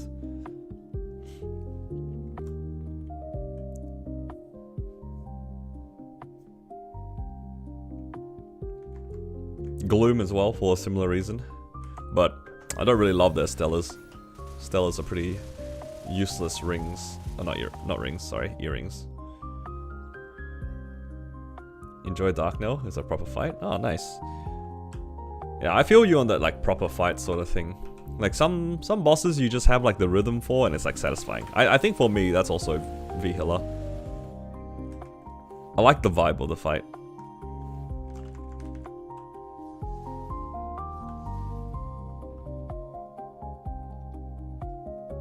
ET eye patch are good drops, yeah. I think the only time I hate seeing an eye patch is on my Cannon Master and my Battle Mage. Like, yeah, I can push further, like a 23 eye patch and stuff like that. But it's more of a case of I'd prefer to see it on other characters. Thought you liked Gloom? I do like Gloom. I just don't pay attention in Gloom. Those are not mutually exclusive.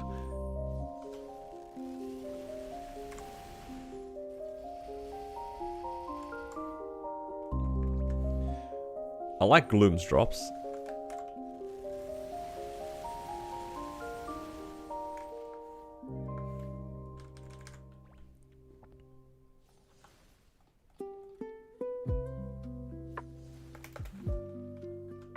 Let's see, 10. Yep.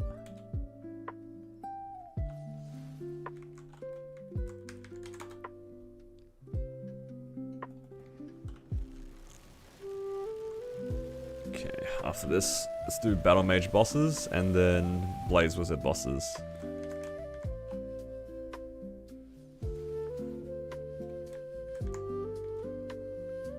Wish E-Adversary dropped half a cookie. Yeah, it would be nice.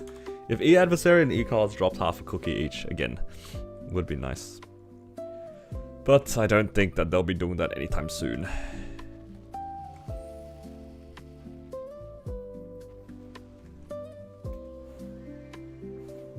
They should make it so every Grannis boss, when you kill them, they drop you fragments as well. That'd be nice.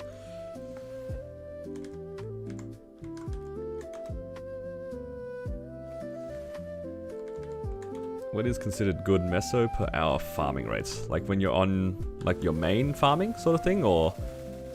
Because if that's the case, then probably anywhere around like 600 to 700 mil per hour. Depends on like how much money you get from your mobs. It scales on your level. Yeah. It goes up and down depending on your level, because the higher the level the mobs, I think, you get like slightly more money. But you want to be making at least 300 mil per hour. Oh, sorry, 300 mil per half an hour, roughly.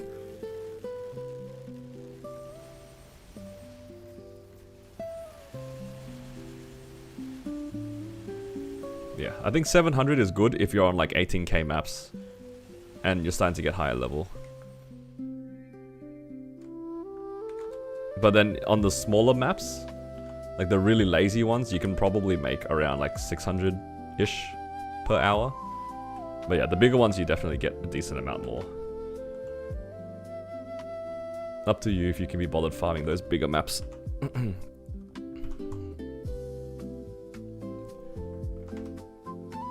Okay. What the? Did I do an extra boss? Oh, it's because I do Seren now, right?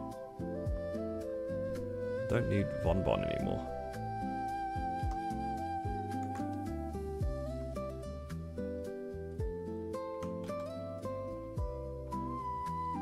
Okay. This one's done. I think let's do some Battle Mage stuff. Oh, I have boxes expiring. Where should I put the boxes? Probably Kana. Let's put the armor boxes in Kana. Coming back to the games, wondering if there's a way to get node stones to start a new main. So, if you're interested in Wild Hunter has its own hyper burning track right now, so you get a decent amount of node stones from that. Do you get node stones from this Goddess Blessing thing? I think you might get some stuff, but it only works for new characters. I don't know exactly what rewards are in this, so maybe you'll get some here. Otherwise, there'll be some from the event shop, I think. Let's find out. Let's fact check myself real quick. Oh, there you go. You can buy up to 100 from this event shop. And do you get anything from check-in? Sometimes they give. Doesn't look like they have any at the moment. Yeah, it's probably this thing here. Your best bet.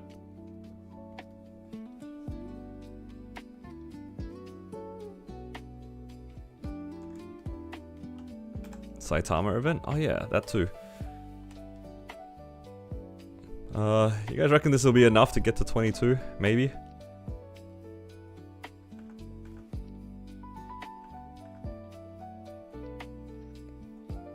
Rather too many than too little, I suppose.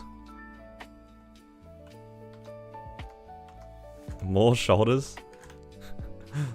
True.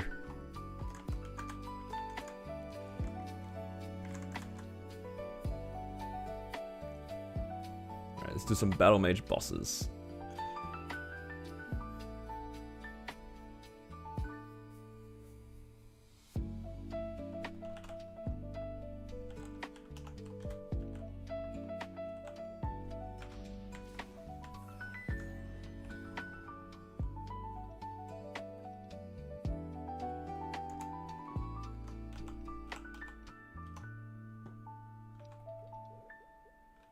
Oh, I need more green pots. Do I have coins? I have some coins.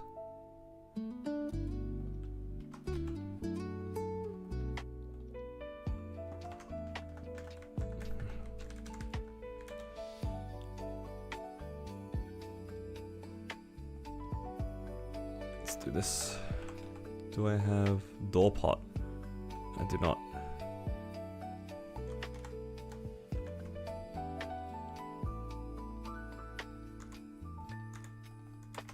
Okay. Might as well do Encalis.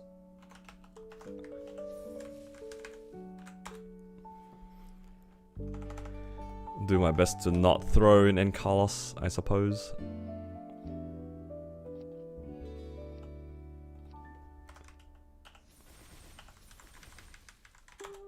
Can I access my storage from here?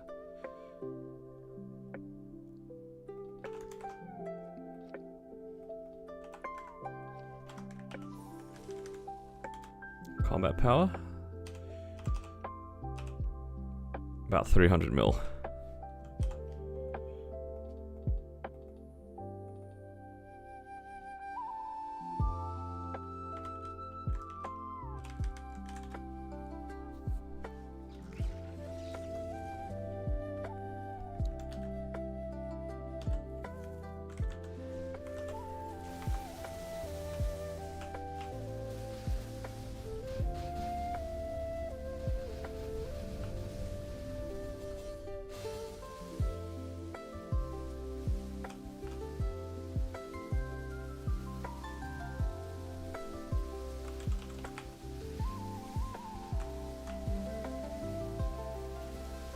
Spent $76 on gas. Dude, don't even remind me. I need to fill up my gas tank as well. I'm not looking forward to the damage that's gonna do to me.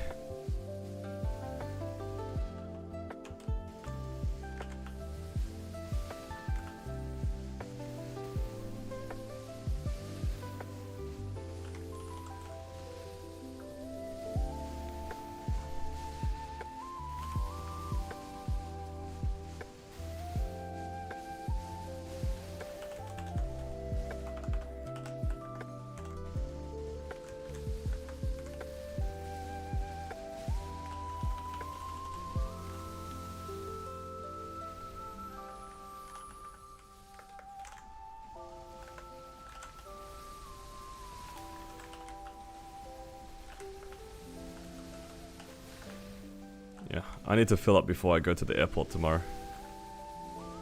Either that or I fill up on the way to the airport, but not tomorrow, sorry, the day after. Still expensive though.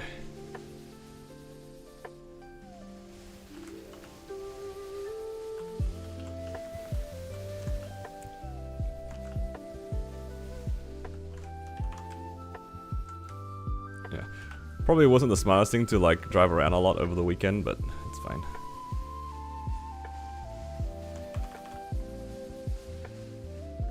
Oh, I forgot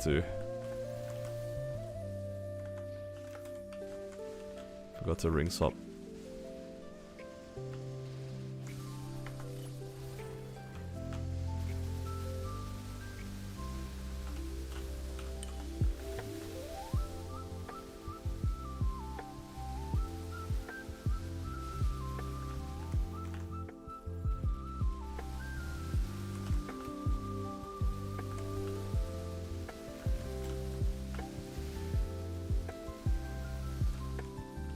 Eventually my battle mage will be able to clear this boss a lot easier. Not anytime soon though.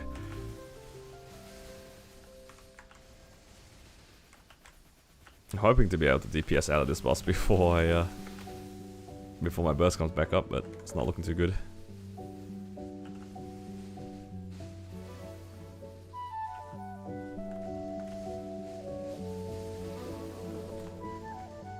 Oh, I lost door. I tried to press a key that I thought was my iframe. It was not an iframe. Oops.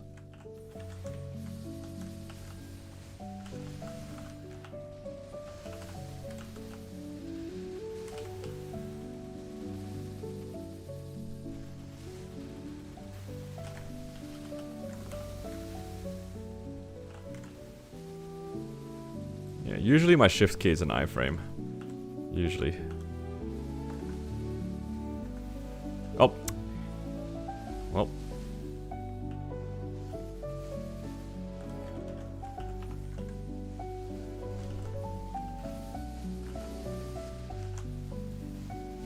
Oh my god, I'm on 1 HP.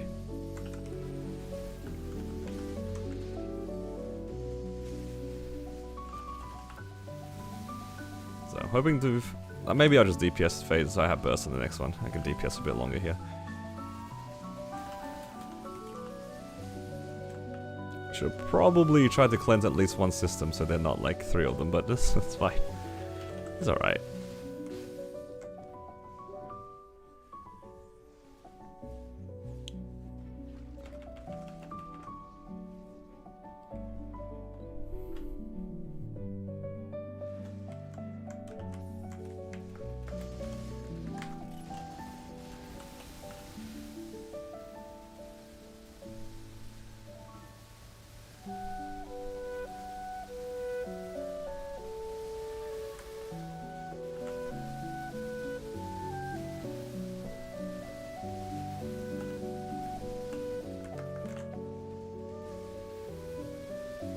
Now I just need to be diligent with the cleansing and we should be alright. Oh.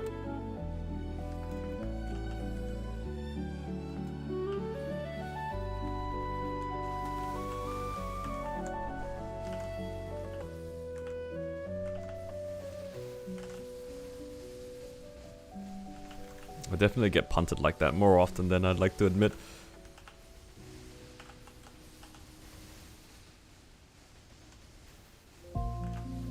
Oh.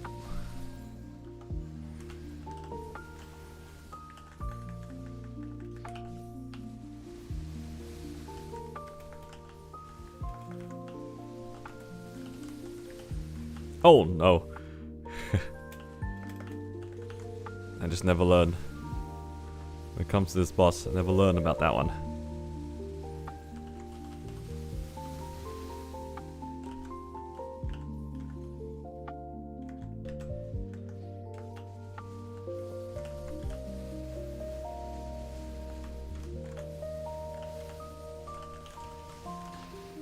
Okay, I don't need to origin for this one, I think. Although it doesn't really matter if I origin or not.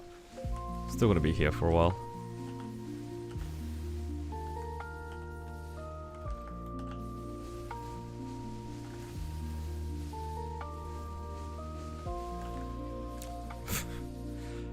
I'm trying to teleport down, and I just like stood there like an idiot. My brain is not catching up. I'm getting cooked, guys.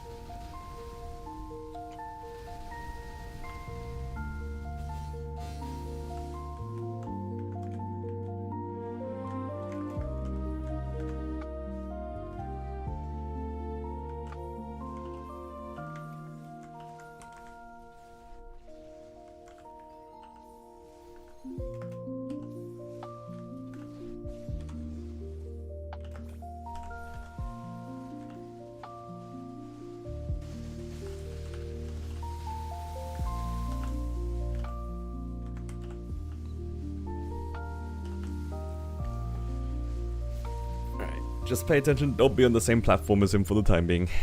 I'm clearly not paying enough attention to do that.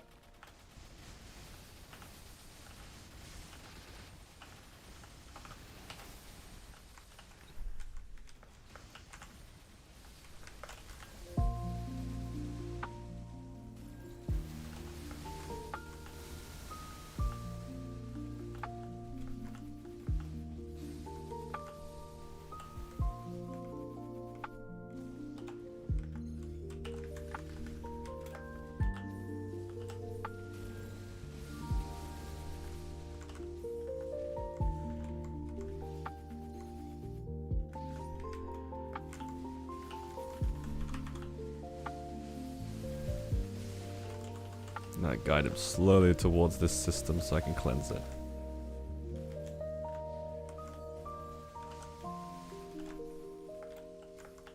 Did he just dive? Yep.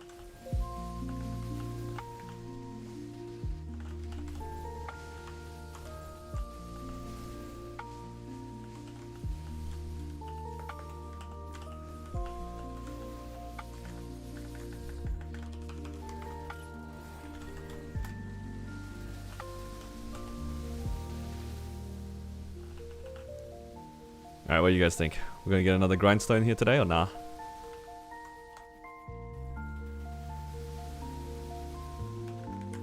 I think if I get grindstones on my characters that do end calls, I might just hold them.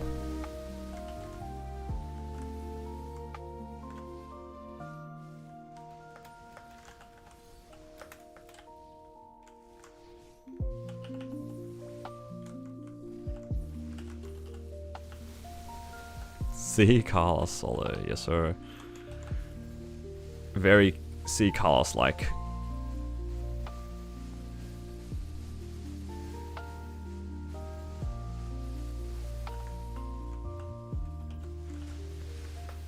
What are the, what's the, is there a penalty for doing the C. Carlos mission?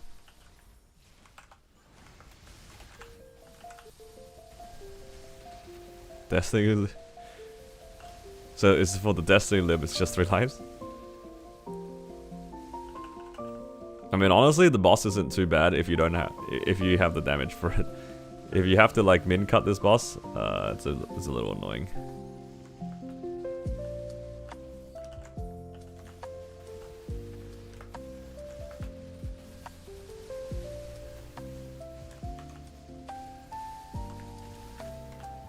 Forgot to use infantry. Probably did.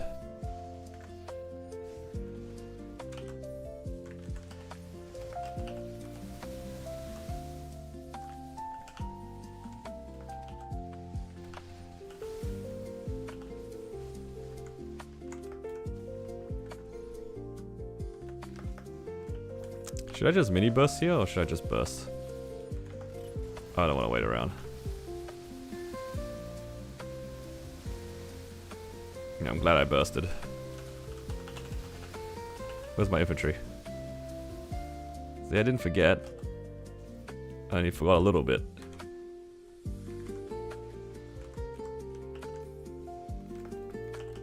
JH's words of wisdom have inspired me.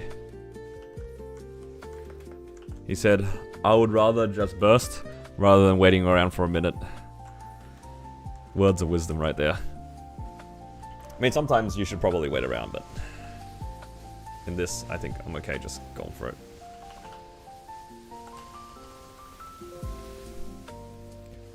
Words of wisdom.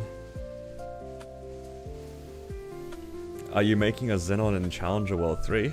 I mean, the class is alright. It's definitely better than what it was before, in my opinion at least.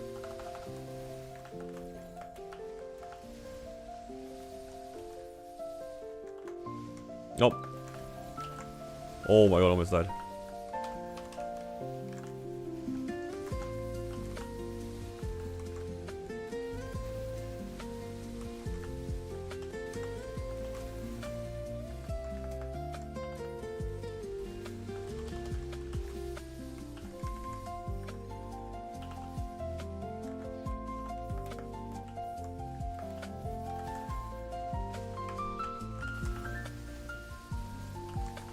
The current version of it's pretty solid.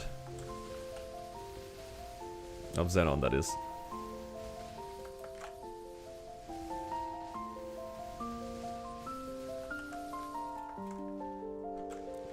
Went from one of my least enjoyed characters to one I actually kind of like running each week now.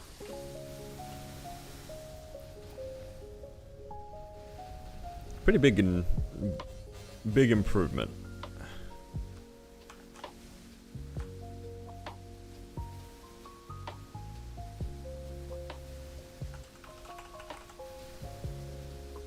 More than 286?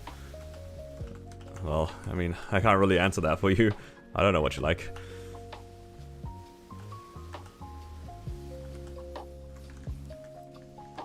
All I can really say is this version of it is definitely one of the better versions of the class that I've played.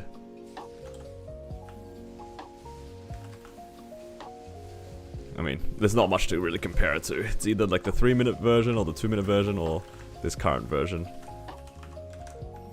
Don't know. Oh! I thought it was gonna land in the middle. I saw the dive animation.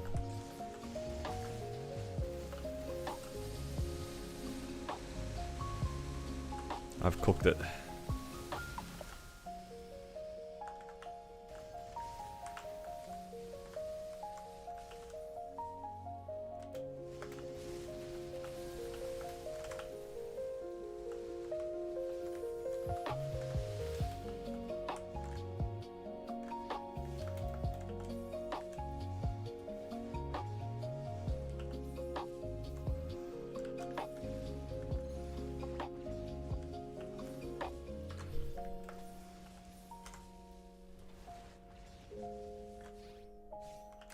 How did I miss that?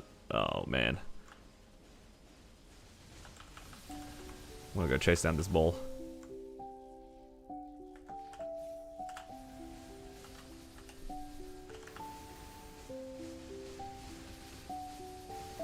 My bind's not up.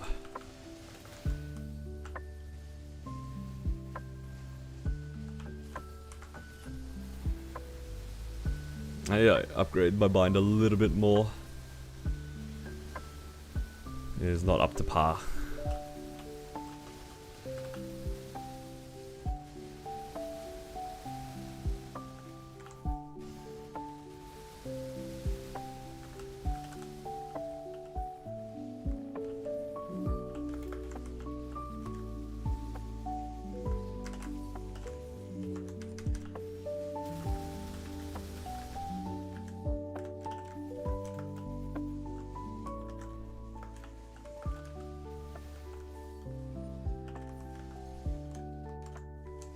Just gonna chill here for a bit.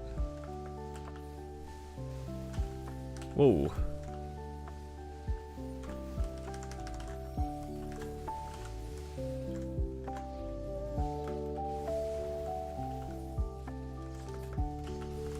Did they have a hyperburning last anniversary? Maybe? I can't remember very well.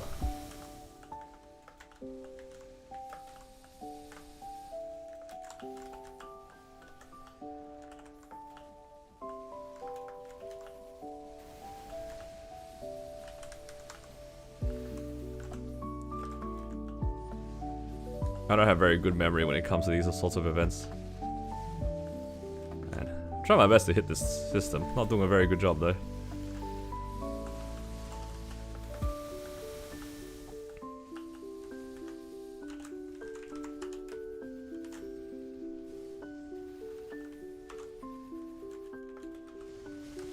It was the sports event. I do remember the sports event.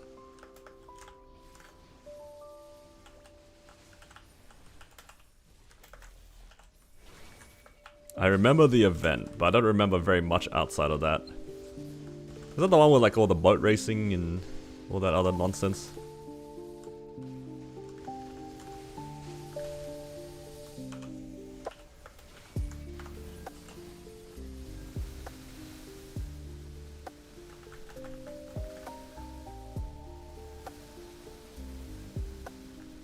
I do remember the boat racing.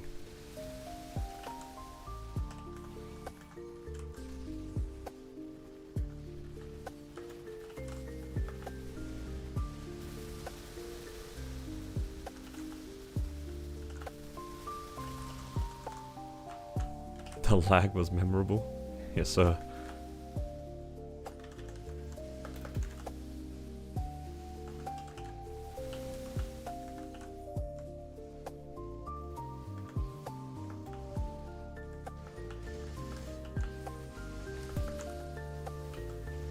Talking about Victoria Cup, yeah.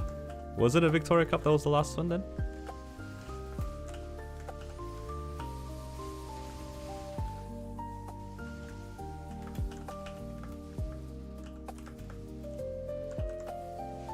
Oh!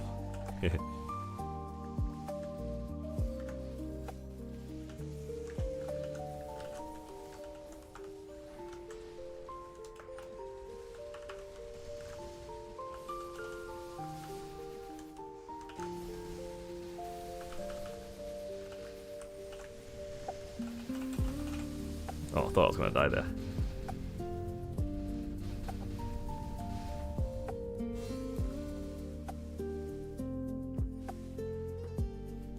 Good old Victoria Cup. Congrats on Destiny Lib. Yes, thank you. Thank you for the grats on Destiny Lib.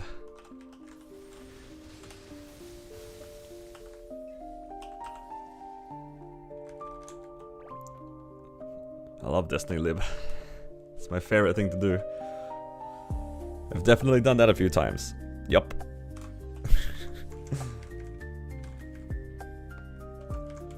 Almost went to normal. Oh, pardon me. I don't know why I'm so tired today. Well, actually, no. I do know why I'm tired, but it's kind of cooked.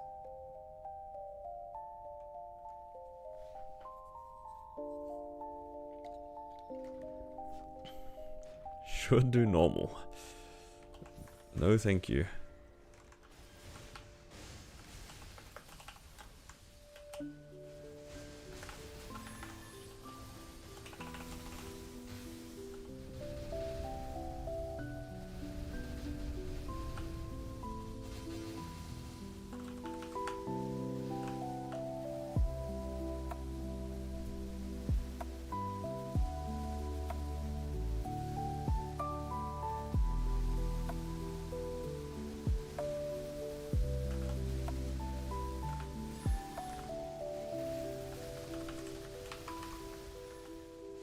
No, I accidentally pressed my parry.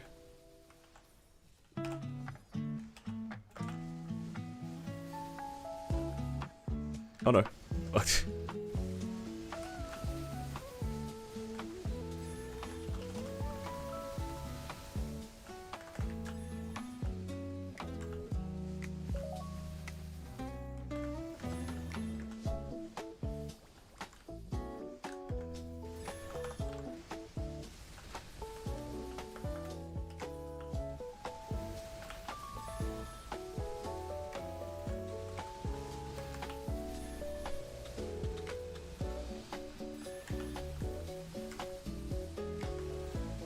Aw. I thought I got that one.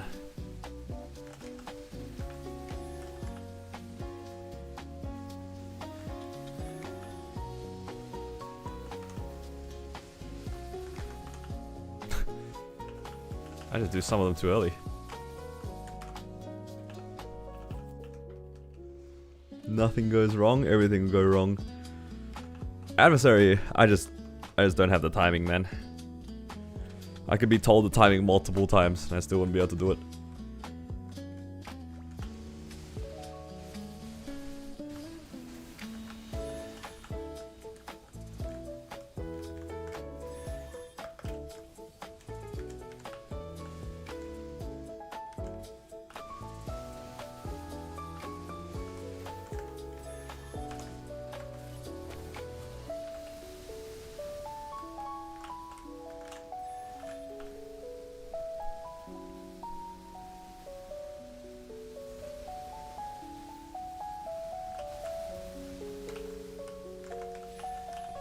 Oh no.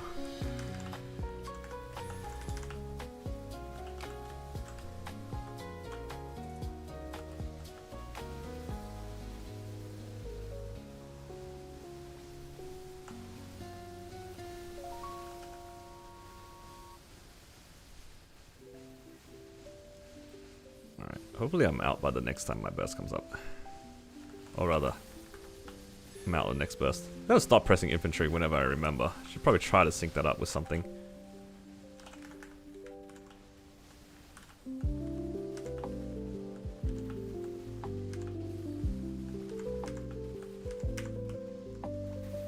Oh, Molchi, how you doing, man?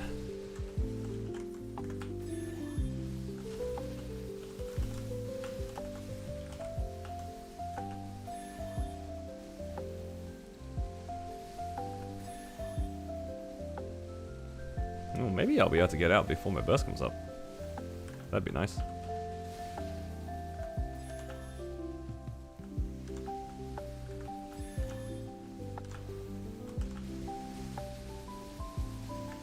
It's part of the minis? Yeah, it is. But I pressed it like randomly.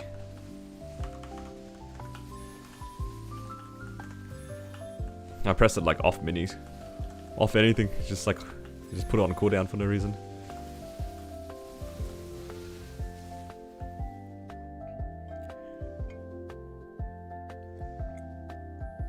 Yeah, I know what I said. I pressed it at a random spot.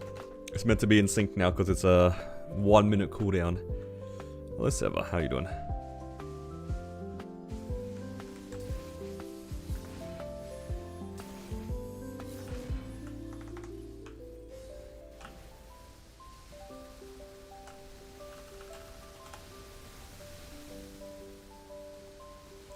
You ate too much? Sounds like a good problem to have.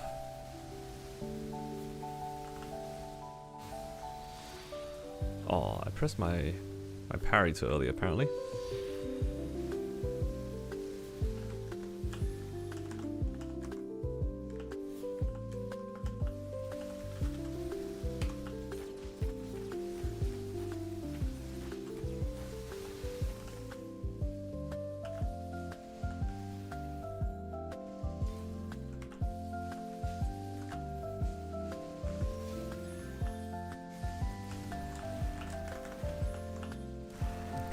Just conservatively hold my gauge now, because I'm scared.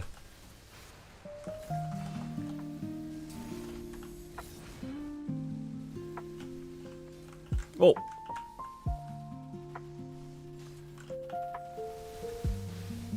Oh my god. Every time. Wasn't sure if my parry would come up in time.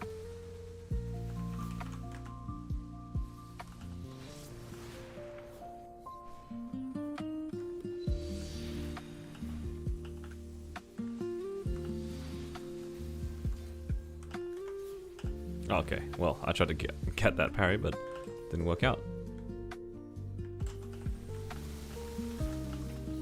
Well, at least I'm not negative. That's all that matters.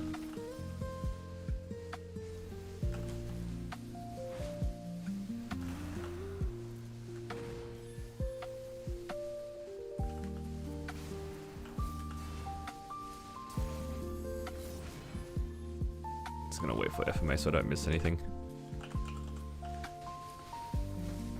Have I done the new epic dungeon? I have not.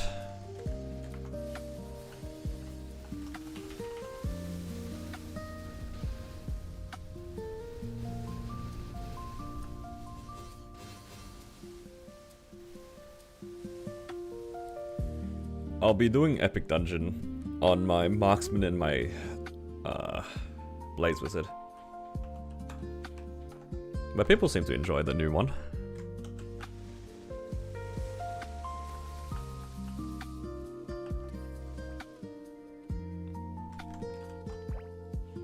Alright. Just need a few more and then we're done.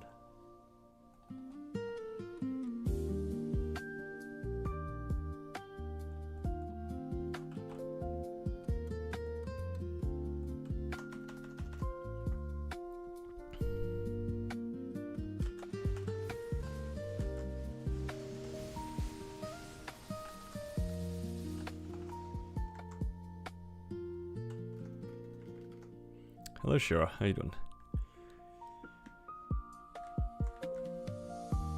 Just finishing up some boss mules. Oh man, I actually don't know how much I feel like doing. I should at least do one of my Blaze Wizards weeklies. And then... oh man, Angler Company and High Mountain, do I need to do it? I should probably do it. Oh, pardon me.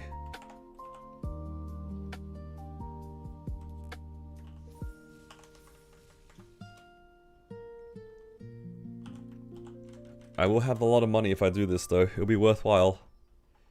It would be worthwhile.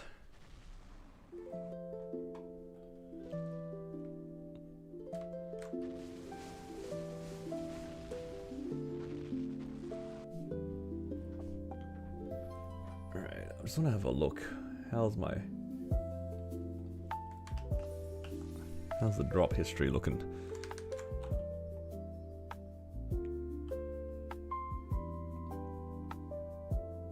Actually, the drop I've seen quite a lot of recently have been ETs.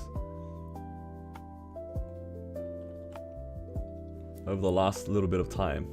My marksman just got one, my Ren got one last week, or maybe the week before. And then 2 weeks before that I had one on my battle mage, and then 2 weeks before that I got it on my Ren. Actually a lot of ETs. 2 on my Kana as well? What's going on? ET printing.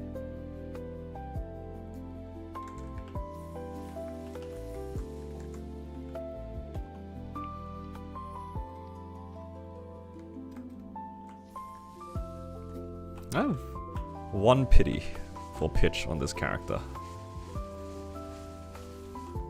What should I go for here? It's either Belt or Zerk, I think. Belt, Zerk, or CFE. And whichever one I pick, I probably have to 22 it.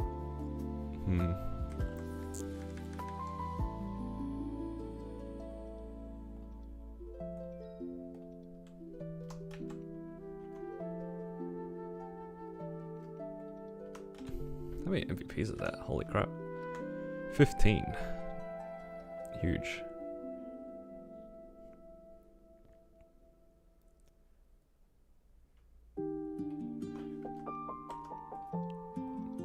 The Mesobank is only increasing. 116.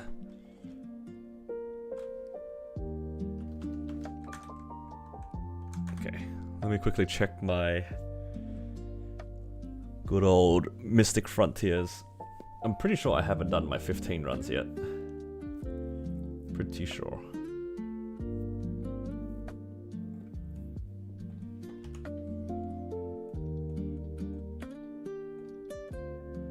Okay, I've only done 8. It's kind of cooked, guys.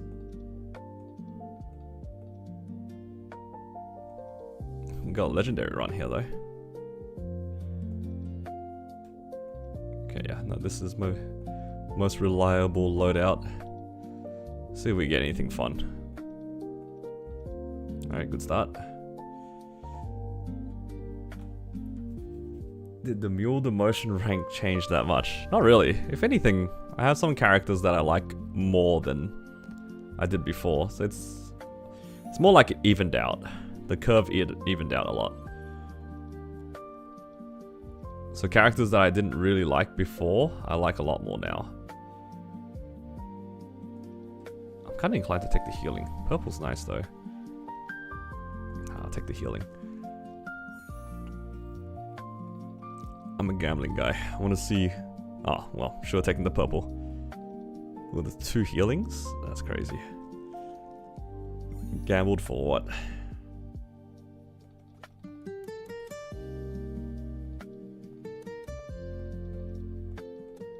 Was it worth it, guys? Oh, no, I only have 30. Didn't even have enough for a second one. I have to skip this one.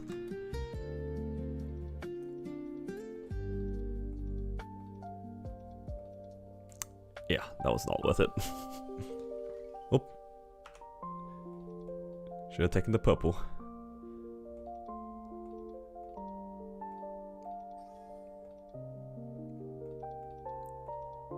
Oh, it's all good. Compensated with the free purple.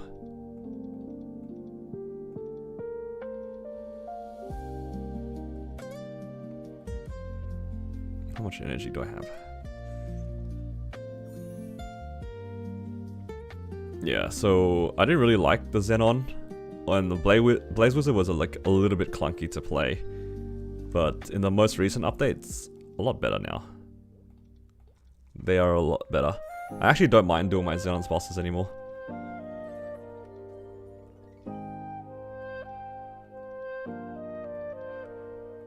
Okay, first one needs to roll even. It's a bit annoying.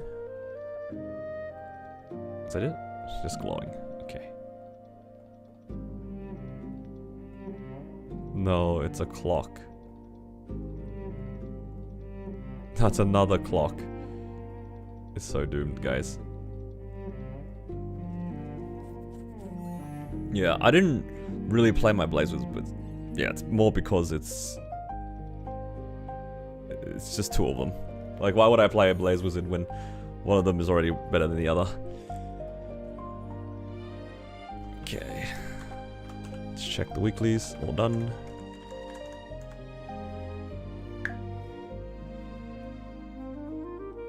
One of them has 17 Janus. Yup. El Clasico. 17 Janus. Woblop. What the? What? That never finished? That's so sad. I guess I never clicked the final thing.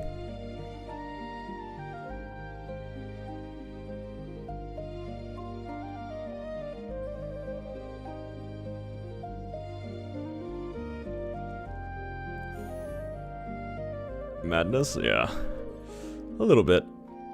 But at the same time, it made sense at the time. I'm just gonna take the purple and call it a day. Oh, I don't think I win that. Okay, that's better. I'm just trying to get these done, because they all reset tomorrow anyway.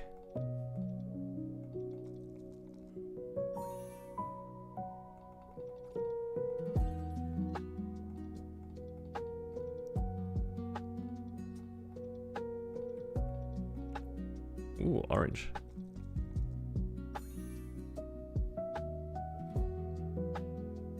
I should win this. Okay, that's that.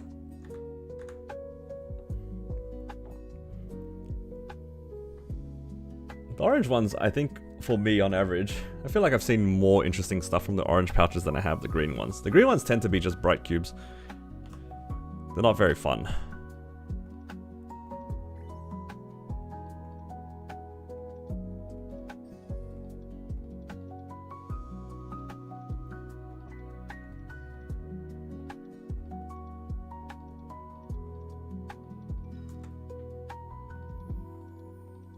Wow.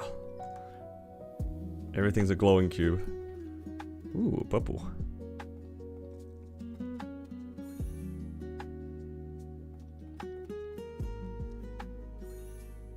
Oh no.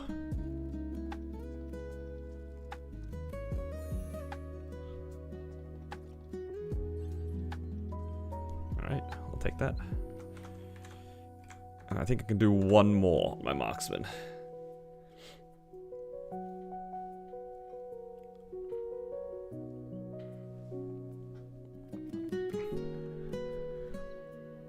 Don't know if I already did on my marksman. Oh, nah.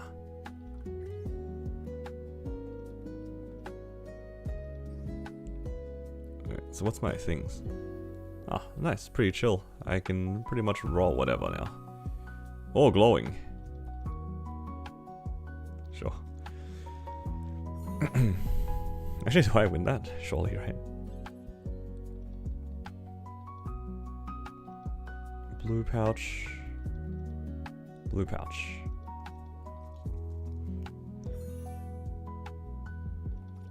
Wait, I just realized I got a clock. That's not great.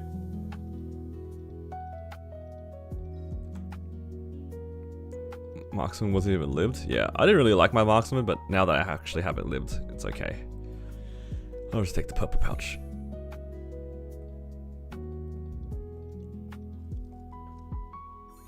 No. Thank you so much. Re-rolling 1 into a 1. Okay, much better. Alright, that's all the expeditions done. So the only boss mule I need left to do, I think, is this one?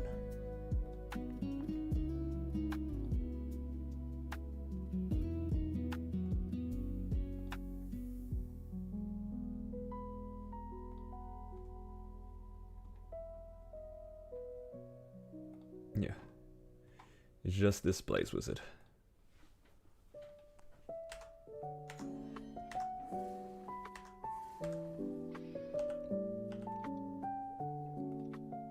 And then that'll put me at 120 bill.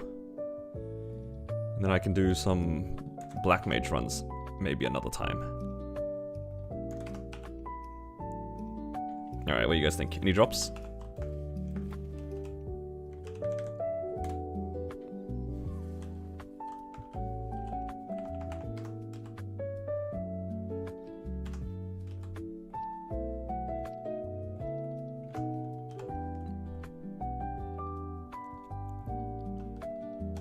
Soul Erda. Yes, sir. You mean like those ones I just used? I think I got that from High Mountain. Or Angle Company or something.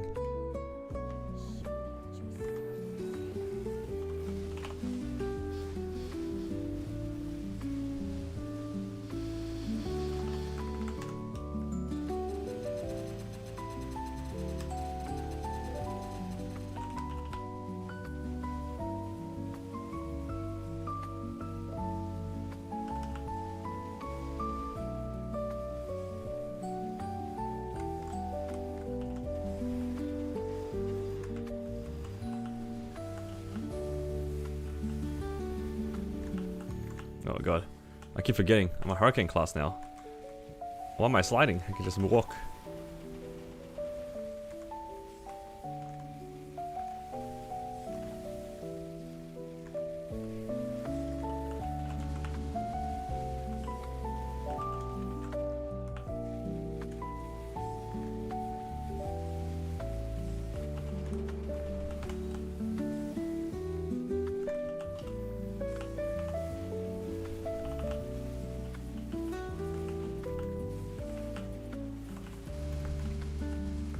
The most important thing is to constantly use Savage Flame now.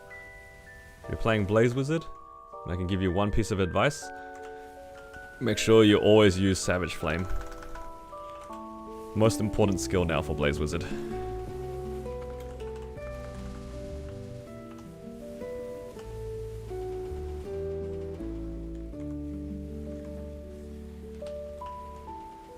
Will I bench the second Blaze Wizard? Yeah, because I can't use it anyway as a Legion champ.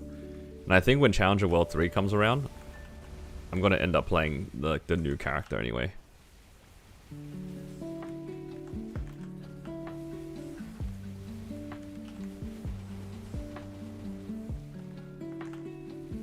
I'm just gonna wait for my Jenny iframe to come back.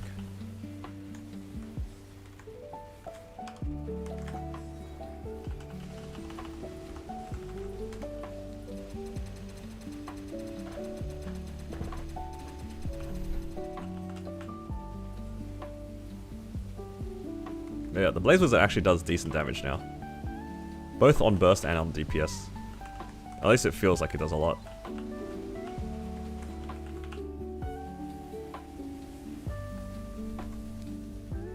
Two burst, 27%? Not bad.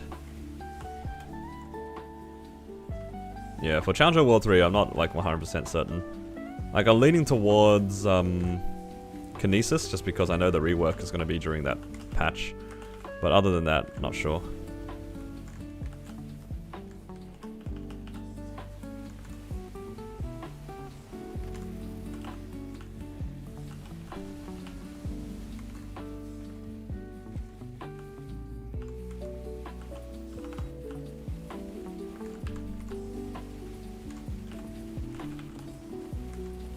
TMS gaming? I mean, I already played Kana.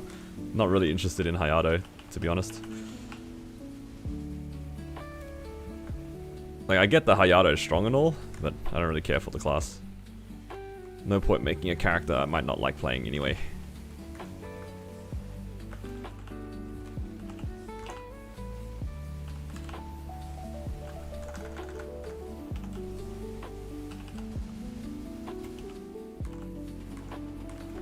Lin Moshuan. That's true. But no, I'm not interested in any of those two.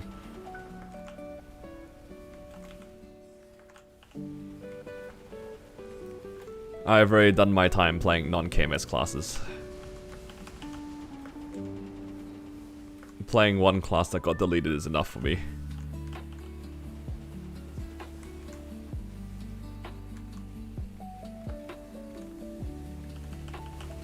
Make an Evan. Every person that's ever played Evan who's told me that doesn't like their Evan. So I'm a little worried.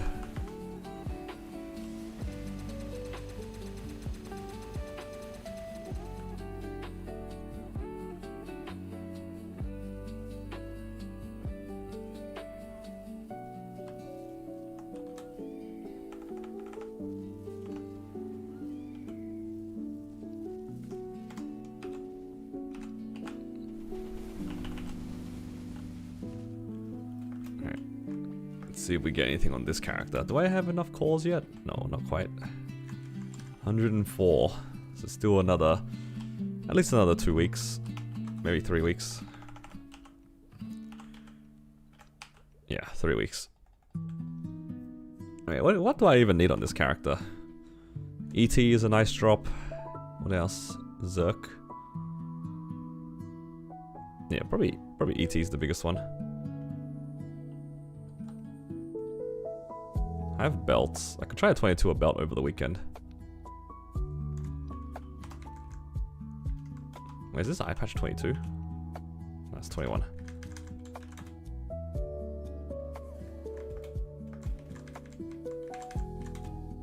As an Ever main, please don't play Evan. I see.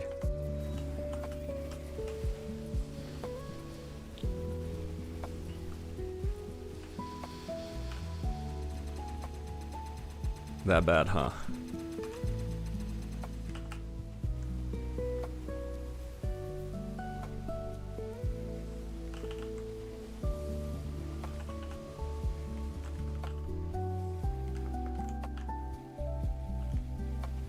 Sweaty damage. Oh, sweat for whatever damage. Yeah, I think that's the general gist of it still. I think.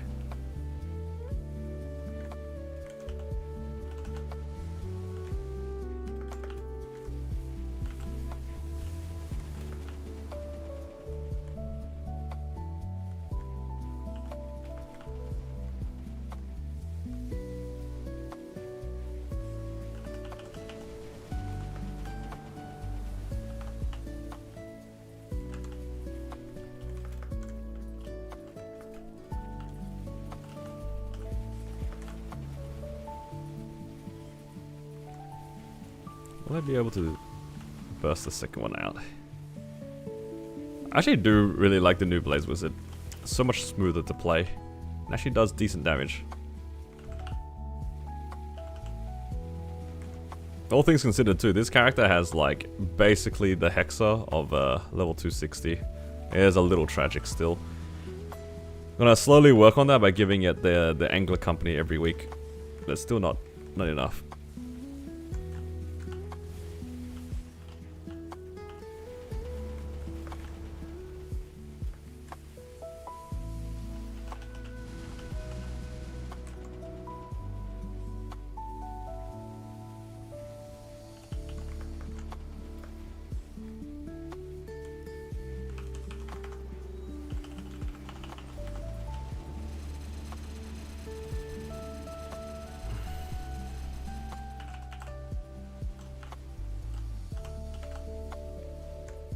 No, come back.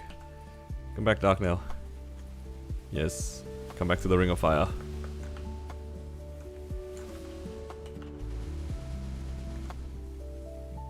Hype showed you some cool fan art that makes you want to play Enchantress World 3. Right.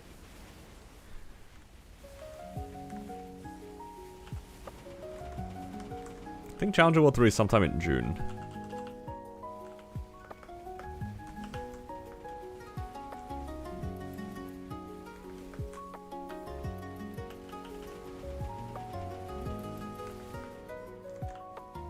Oh, almost died.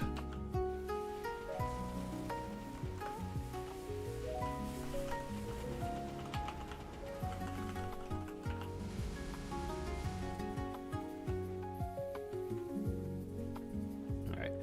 If I get like a CFE, I have a chance of trying to get that to 22. I have 3 belts on this character as well. I think the CFE was pretty close last time. I think it hit 21. Or maybe 20.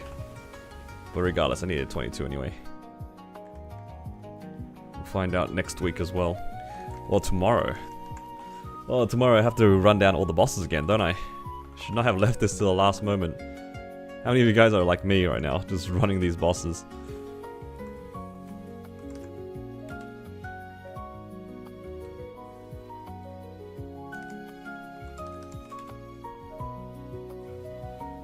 It's kind of cooked.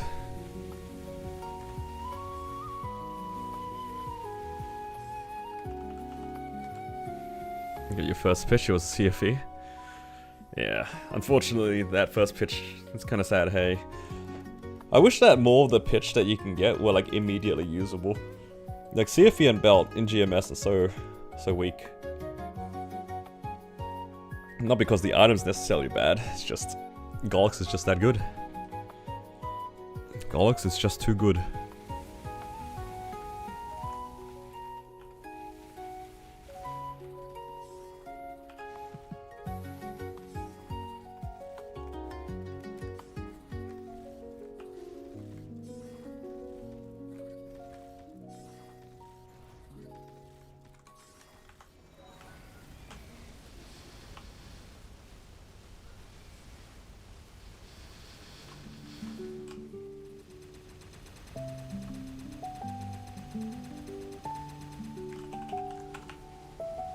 I pressed my Jenny iframe, still got stunned. Pain.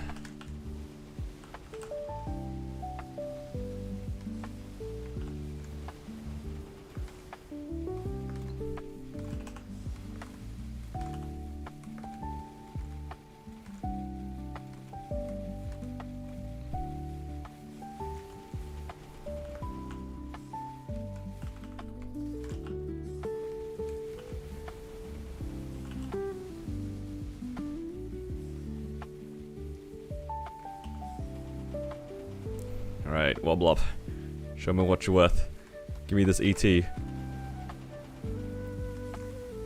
know, knowing that was it my marksman that got an ET earlier? Makes me a little bit sad, because this one actually, I do need the ET on this character. Would definitely prefer the ET on this one. No, I'm like complaining about a good drop, but it's always about where the drop is. It's never about what the drop is. I complain about Twilight Marks a lot, despite them being good drops. It's just never on the right character. Like, I'd much rather the ET drop on this one, where I don't have an ET, versus the one that already has a 21.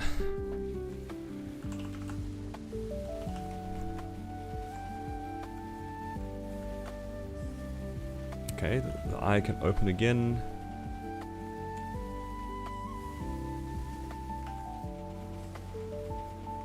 You know what? Despite this character not having very good hexa, it does clear bosses still pretty quick.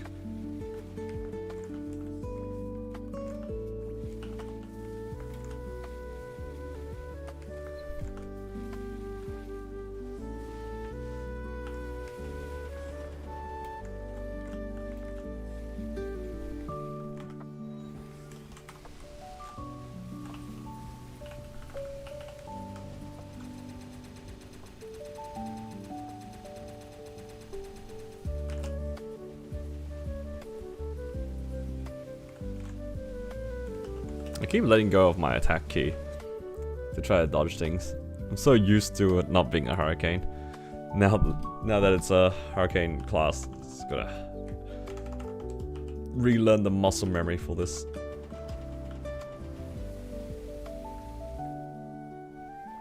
Okay, well.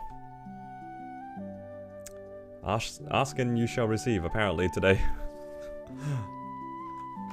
Well, I was just complaining about it. Well, you know what? Instead of having just one, I'll take two. Thank you, Nexon.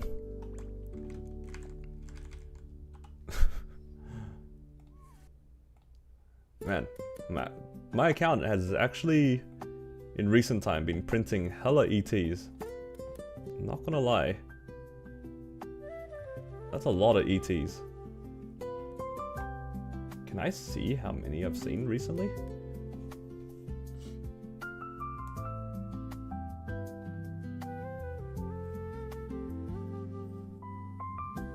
I've seen...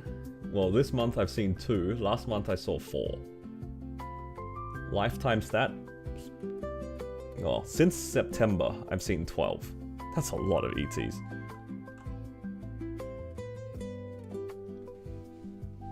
Can you see my pitch tracker? Let me see.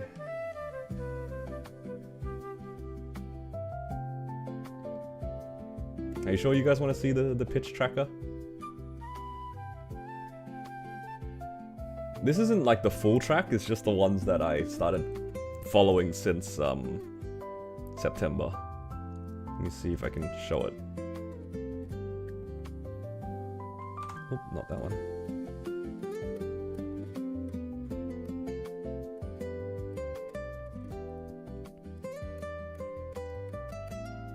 So, that's the monthly breakdown for this month. Any drops? I just got another ET.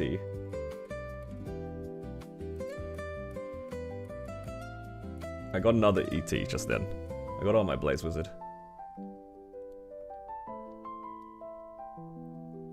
There, you can see like lifetime stats on all the characters. I've been trying to keep this kind of updated. It's kind of fun. I haven't really been like tracking everything because sometimes I blow up stuff and I don't put it into here. But yeah, it's pretty interesting. You can see like which ones I've seen the most of. Evidently, I've seen the most Dreamy Belts, then Black Hearts. I almost have seen more Black Hearts. I mean, less Black Hearts than ET. But it's kind of weighted recently. Look at this. Last month. Okay, this is messed up, by the way. How do I see 5 belts, 4 ETs last month? I've actually seen a lot of books recently, too. Like, actually, look at this. If you count them up. 8 books. 10 books, actually. That's a lot.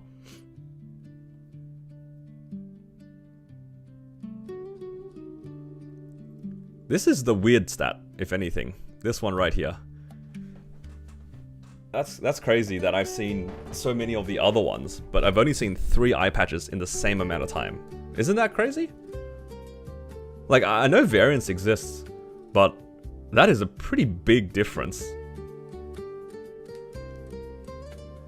Like, the comparison is pretty big. Like, the others, I've seen 10 books, roughly. In the same amount of time, I've almost seen more... Look, I've seen 2 badges versus 3 eye patches. That's crazy. No, granted though, one of the badges I saw was from XBM though, so yeah. How unlucky has Timey been? Timey's been kind of stingy. For the interesting pitch, at least. Look at that. So those are my stats there. Honestly, this is the more surprising one. I'm surprised that my hero has seen drops. I've barely played it. Marksman as well has seen, like, good drops. Look at this. 1 eye patch, 2 ETs. Book is crazy. Xenon's doing alright. Yeah. Unsurprisingly, these two have seen the most, but honestly, my Cannon Master has seen a lot because of X-Lotus, right? So really, the logs are kind of weighted on this, I guess. Look at this. If I take away this part here, this is the X-Lotus part. I've only seen technically 9 drops on my Cannon Master in comparison to my Battle Mage has seen 15. My Battle Mage actually sees hella drops. It's just the random ones, like belts. Or maybe it's just the booms I've been tracking. I haven't really tracked the drops. Yeah. It's pretty interesting. Like, honestly, like, the distribution of the items is kind of all over the place. It's very random. Very random. Until recently, look at this. Look how many ETs I've seen in the last, like, month? Yeah.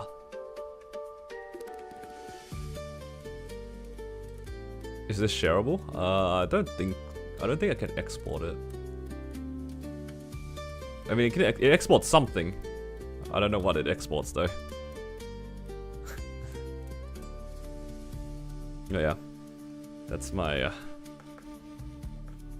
those are my pitch logs.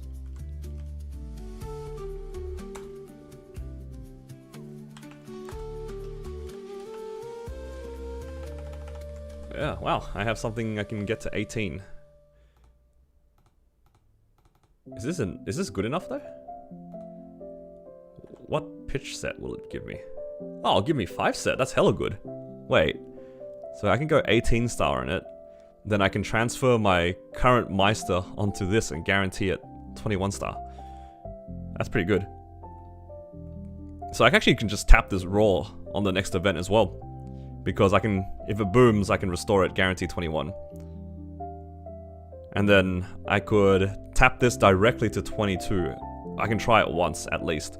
And then if this goes 22, then I try to go 23 here. That is crazy. This Blaze Wizard just randomly made gains. Pretty good gains. Viewable to other people? I'm not sure. I don't think so. Tap it now? Nah, there's no point. Shining gives you, like, reduced boom chances.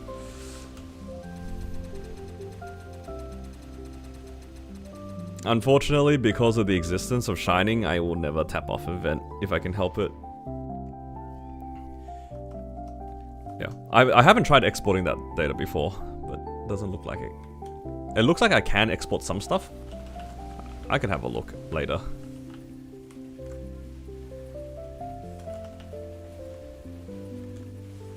Yeah, off event's so sad. If our boom chances didn't change, I would have 100% tapped it on the spot. For fun.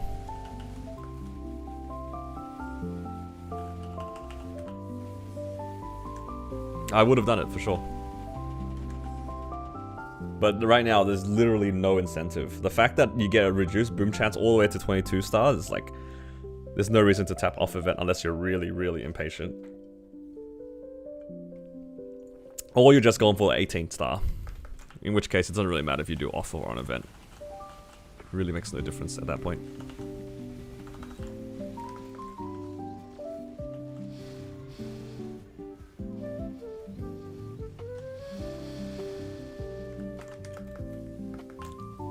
Like, what's the total savings on Shining? Like 10%? It's not that big. Took away your favorite content from streamer. Yep, you can blame Nexon for that one. If the boom chances weren't so bad off event, I would tap. But there is really no reason to now.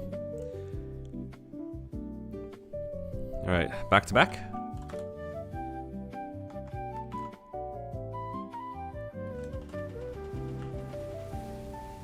No back-to-back.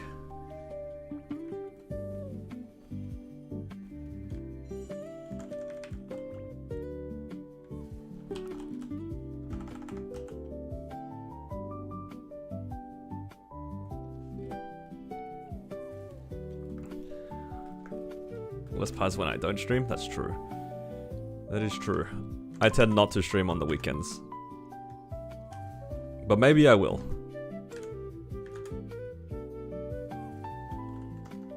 I will have about 200 bill. That's a lot of money to play with.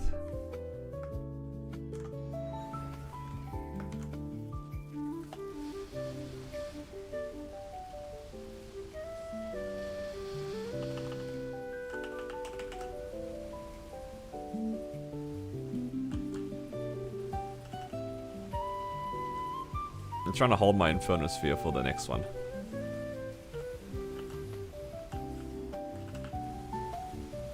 There, I can buy an Inferno Sphere to clear.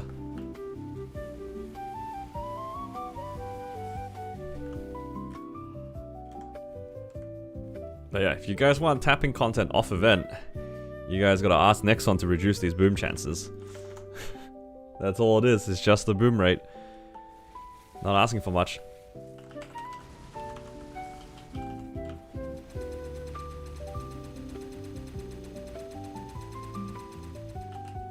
If you take 2 hours to boss on one mule, should you still do it? It takes so long. 2 hours is a long time.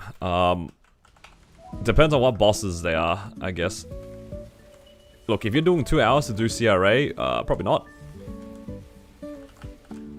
If it's just up to normal Lotus, normal Damien for 2 hours, I think you're better off just manually farming. If it's 2 hours to do C10, you get like 2.5 bill per hour, basically. It's probably worthwhile still, like time to meso ratio, but it is like high effort. Because you min solo C Dusk to H Lucid. Well, if you're liberating, you should still do it. You get more points if you're liberating. If you are just doing it purely for money, I would say, if it's your main, you should do it. But you're saying a mule?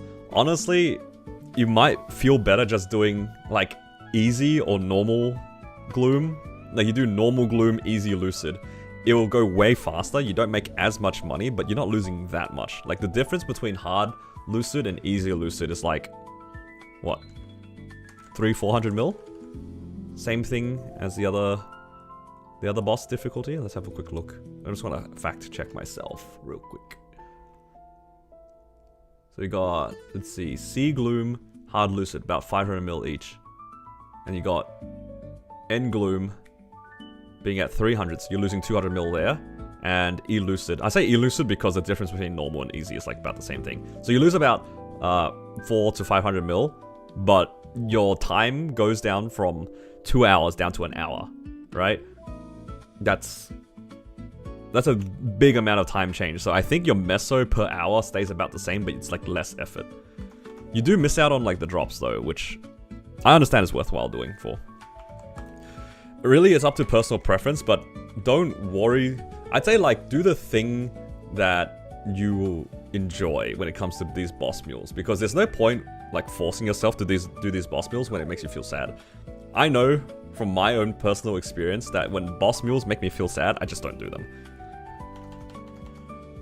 Because it's all relative. This is, the money is good and all, but like, is it necessarily worth the effort? I don't know.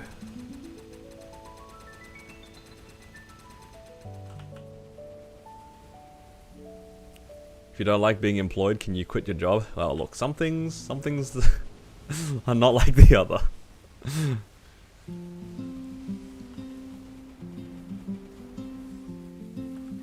It's hard to get Soul Erda as a mule. For energy, you're relying on that 5,000 mobs a week, or the 3,000 mobs a week thing. I forget, they keep changing the number. Or they've changed the number recently.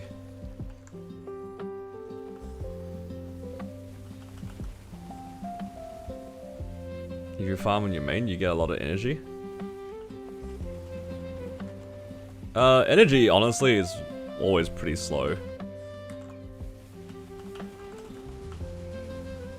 I don't know if farming on a main or anything is going to be much faster than what it would be passively. I rely on the weekly 5,000 mobs and the energy you get from High Mountain for most of my energy. The energy you get from bosses is actually quite small. Unless you do up to like Grandest and stuff like that, the energy you get is really, really minimal. So if you're running these bosses specifically for energy, I mean, you can just see how much energy I get after this. I don't think I'll get even like 100. I'll be honest, I don't think I even get 100 from doing Hard Lucid. We can check. I'm at 50 energy right now. I reckon that's gonna go up to like at most 150. At most.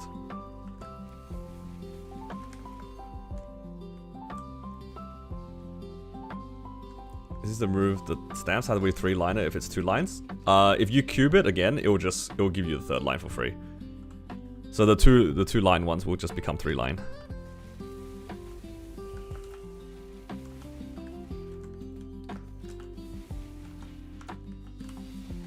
I wanted to stand still for just 1 second.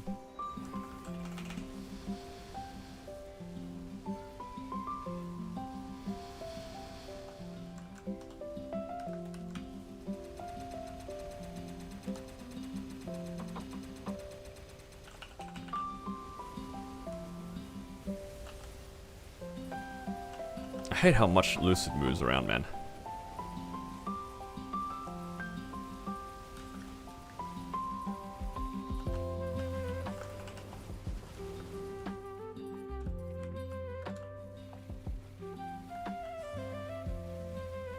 It was a trace? Yeah.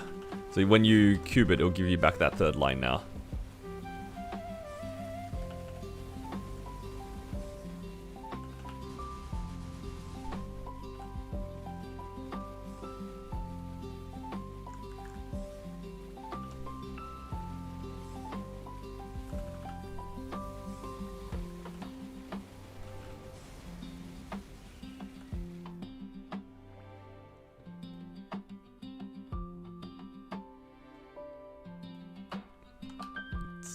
Swap to drop.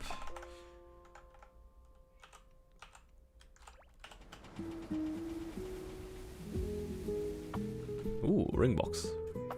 Weapon jump. Let's see. Let's drop ultimatum ring. Mana cut ring as a replacement. Nice.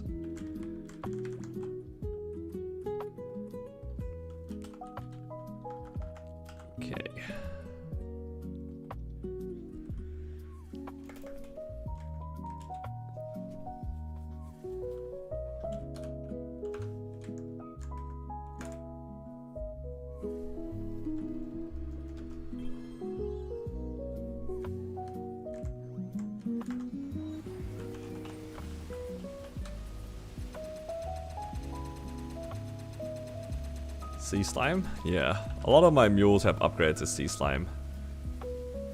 This being one of them.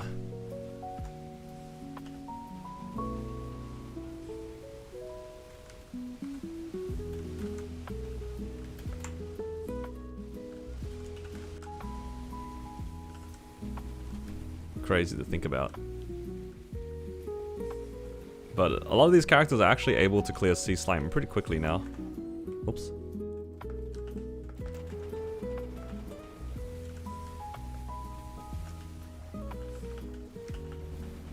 Three bursts? Yeah.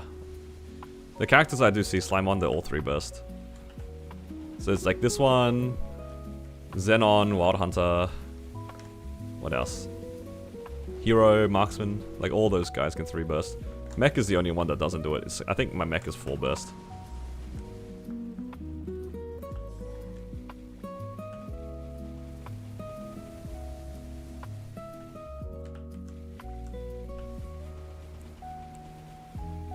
This character was upgraded to Sea Slime Mule as of the most recent update. Most recent update. Does it not use Green Pot? Not for the main attack. The Green Pot like does speed up the other attacks, but the main Hurricane skill, no. You can do it for like quality of life reasons though, for sure. Because I think it speeds up like the dash, amongst other things. speeds up the animation for Blazing Extinction, but I don't think it does. I don't think it makes a significant difference on the overall damage. But you probably do gain a little bit.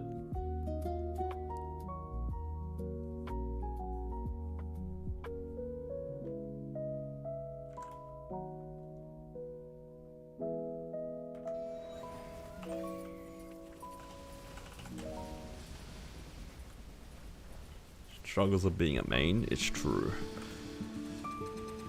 The struggle is real for that character, man.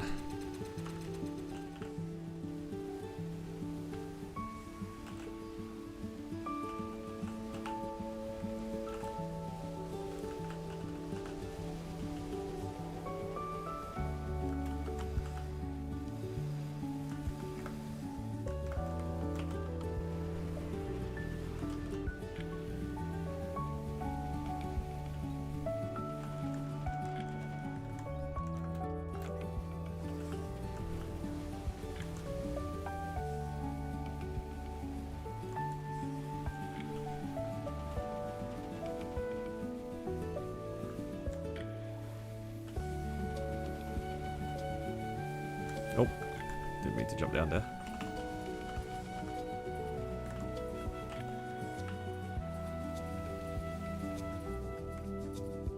Bother to push Golix past 22. Past 22 is up to you. Depends on like what you're waiting for, what resources you have. Because like at the end of the day, Golix is temporary gear, right?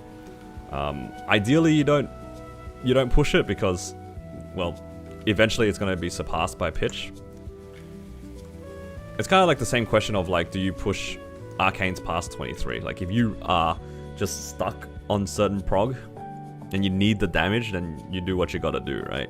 But ideally you don't because it's temporary gear.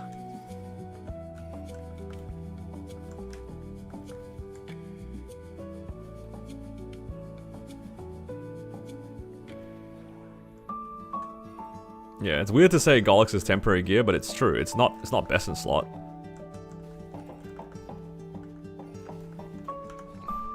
At the end of the day, pitch is best in slot. So you ideally don't push it further than you have to. Like 22 is like a very achievable number. Like 23 I would also argue is an achievable number. But the further that you push this temporary gear, the harder it is for your actual best in slot to catch up. And you might... Well, it's not necessarily a bad thing that your pitch has harder time catching up, but it's just like... I feel like most players would much prefer using 22 star pitch than 23 star Golix. If that makes sense. I mean, at the end of the day, it doesn't really matter. It just depends on your goals. Like, if you're trying to clear certain content, you just do what you can to get, like, the damage you need.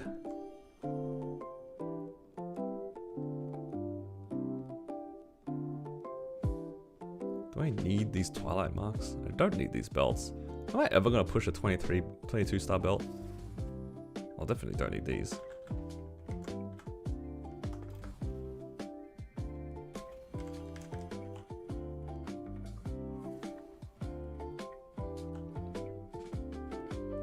If you're unlucky with pitch.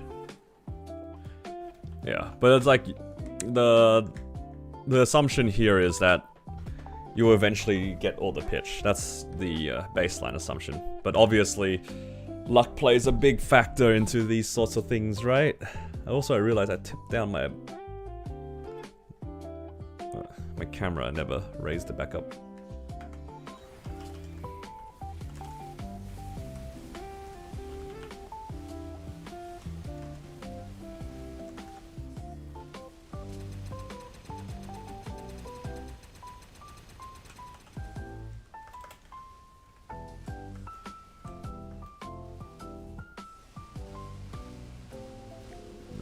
Where's this skill? Where is it? Oh, never mind, it's gone.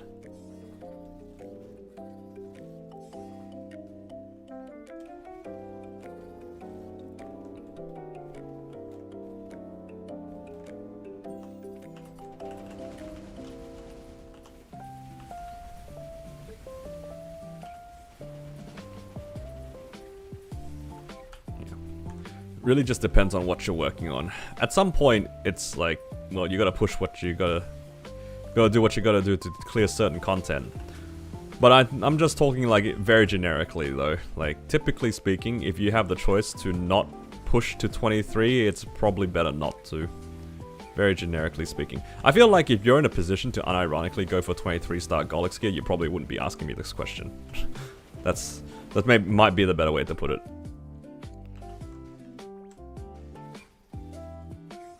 I feel like if you're actually like unironically needing to go for 23, you probably already know that that's what you gotta do.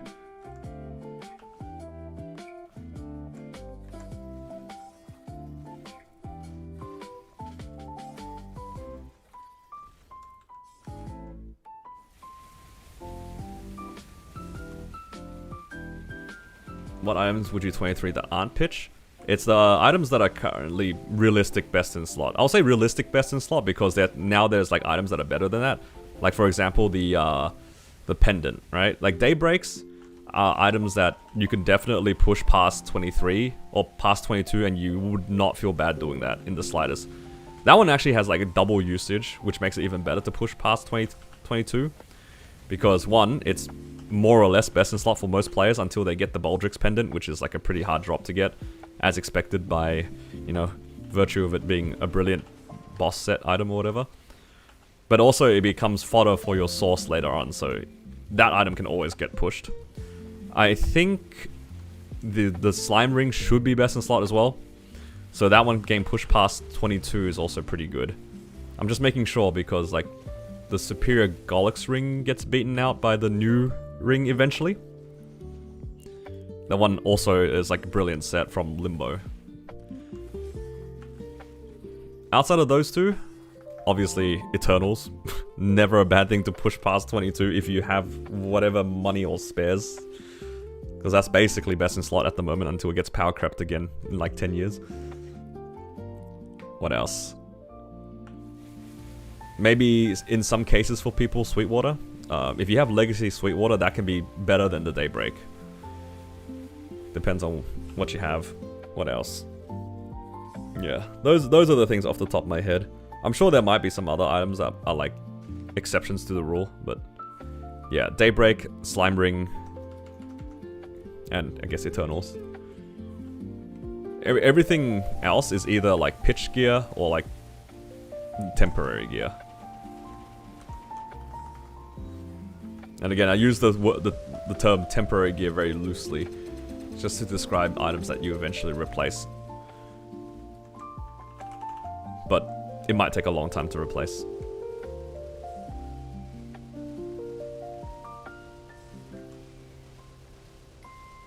Oh, Fuzzy, I'm doing well, thank you. Just doing the last of these bosses on my Blaze Wizard.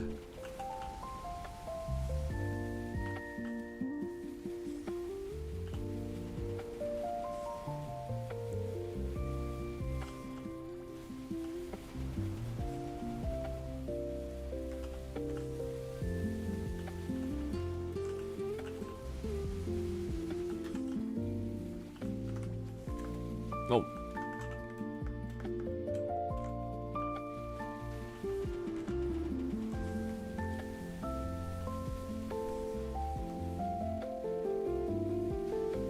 You try to learn Adversary Blind? Yeah, that boss is pretty tricky to learn blind.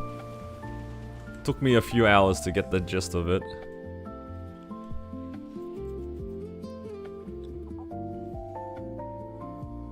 The thing is, because if you're going into a blind, it's hard to remember the timings for it. The parry timing is difficult. Definitely it took me a little bit to get used to as well.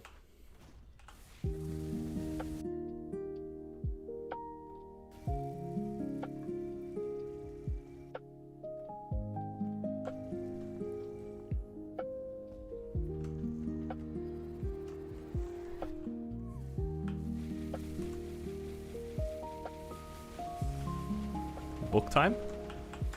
Perhaps?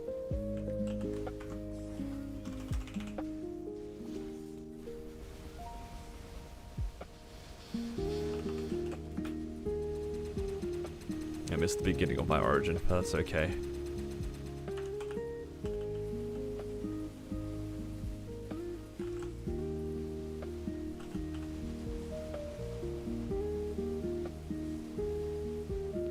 Last hour of your birthday luck is mine. Thank you.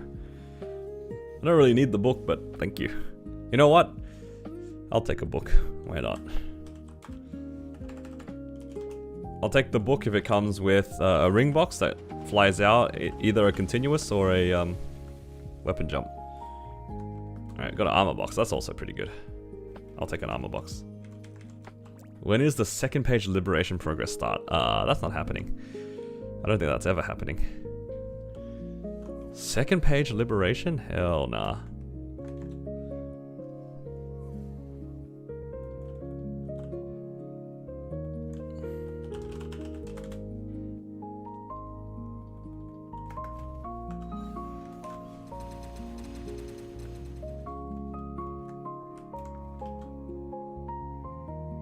No, the hard part about doing like multiple liberations is always getting the points.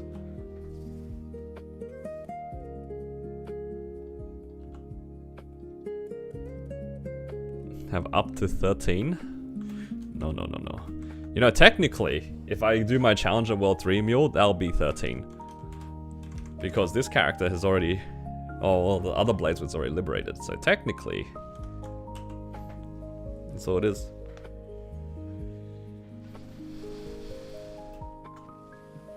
Do I go max drop rate on your C10 characters on equips? I try to. Most of them have max drop rate plus large drop.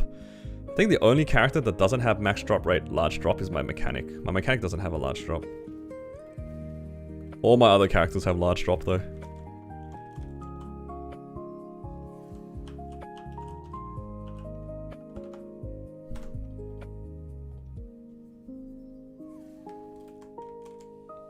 That's probably part of the reason why I see a decent amount of pitch.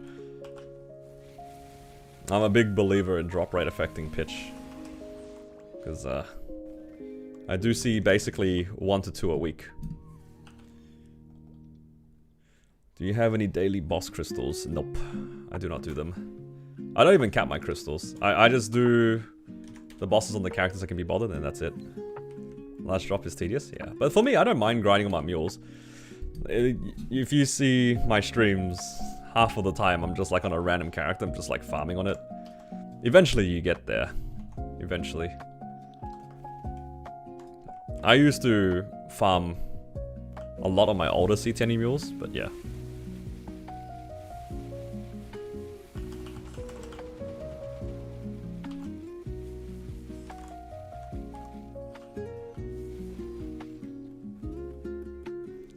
You don't see any blaster farming? Hell no. That's not happening. No reason to count. Give you the difference. I don't think they give you the difference if you cap the 180. I don't know if you can sell it. Why do I feel like it was like hard coded so then you couldn't sell crystals if you hit the 180 cap?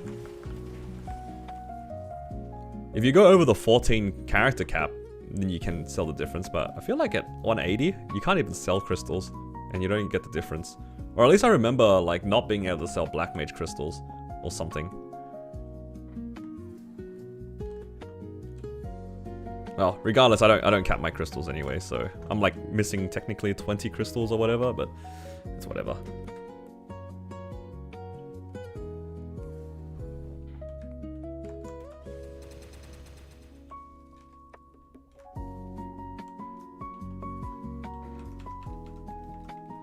You only get the difference on weekly crystals? Ah, is that how it works? That would make sense. That would make sense.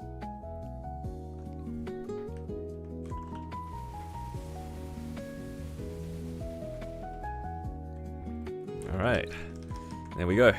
Finished with weeklies. Well, most of them.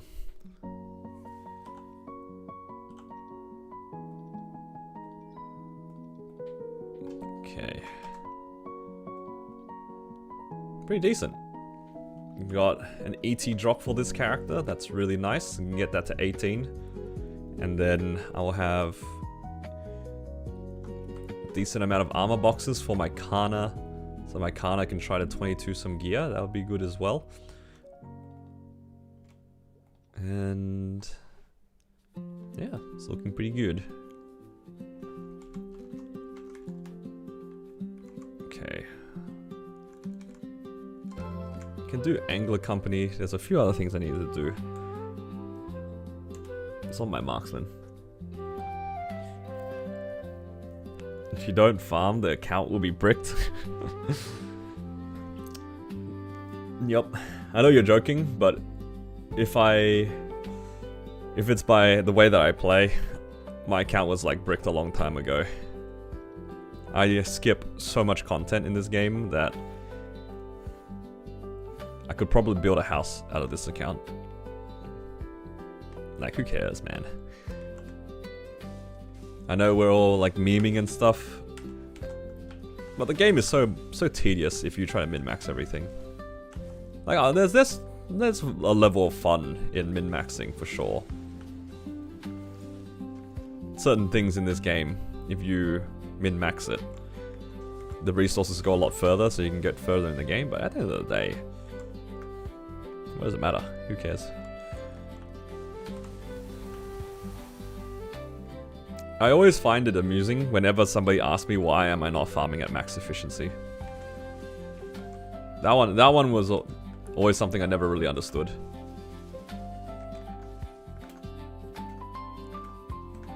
Maybe people think that I have like some secret when it comes to farming in inefficient maps or something, but no, the answer is always the same. It's just I'm lazy.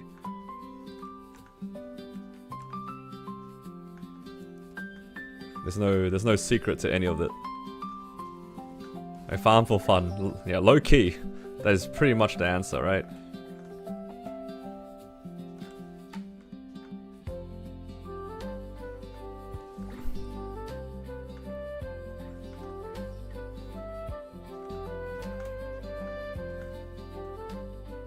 But yeah, it's actually a pretty common question that I get. Whenever I'm farming, people will often join and ask, why am I farming here?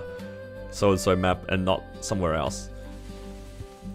And I will tell them in most cases like I'm just lazy and I like this map. But honestly, like, are people just asking because they think that I don't know. I had a sentence in my head and it just like kind of deformed. I've kind of lost the plot a little bit.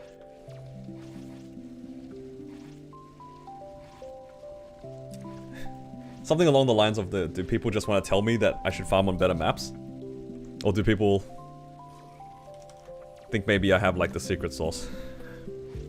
There's nothing secret about farming in a 15k map. I will always tell people I'm not farming in a good map. I should farm for you. Why would I farm for you when I can farm for me? Not on Demon Slayer, so it doesn't matter anyway.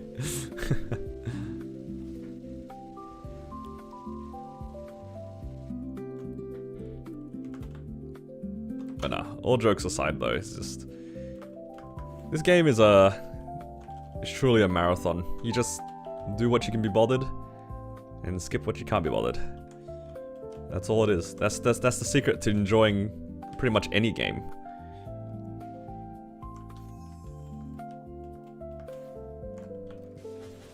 It's two parts to it actually. One part is do what you can be bothered, and it's okay to like skip things. And the other part is like, you get, typically what you get is what you put effort into. You can't like expect to be getting a lot of gains for not a lot of work. Especially not in MapleStory. But MapleStory is a bit of a interesting one because even if you do put effort in, you still might not be rewarded in the form of cubes and star forcing, flaming and all that sort of stuff. Nature of a gambling game, right?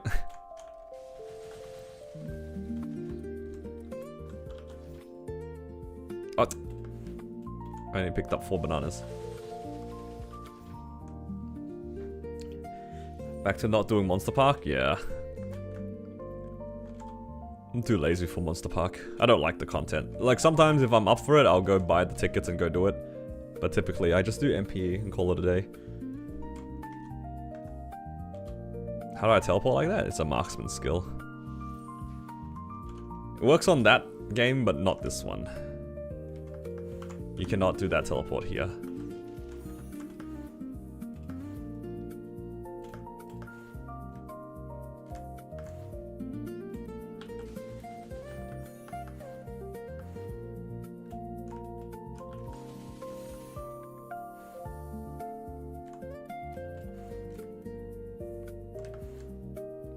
I don't really like the layout on this pattern. This pattern's pretty bad.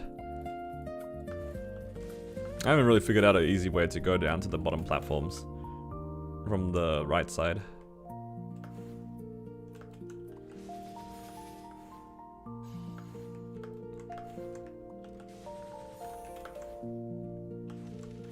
Can I reset Spirit Savior?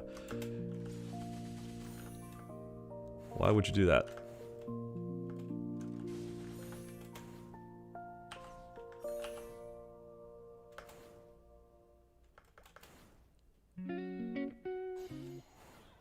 Why would you do that to me?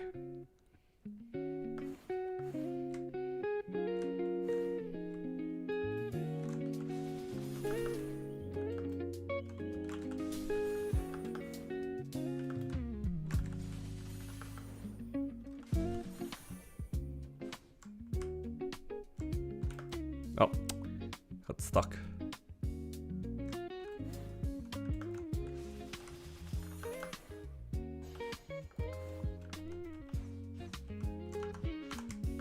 Uh-oh.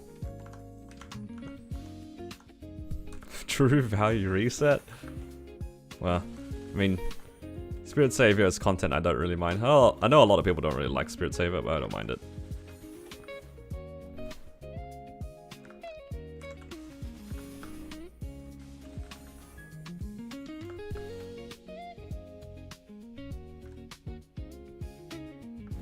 I would be more annoyed about resetting the 30-minute Black Mage for sure.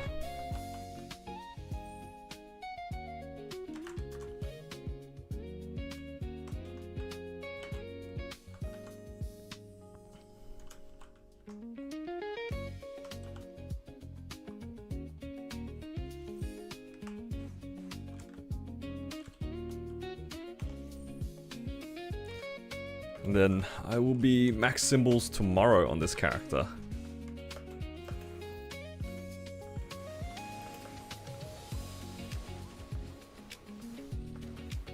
I think.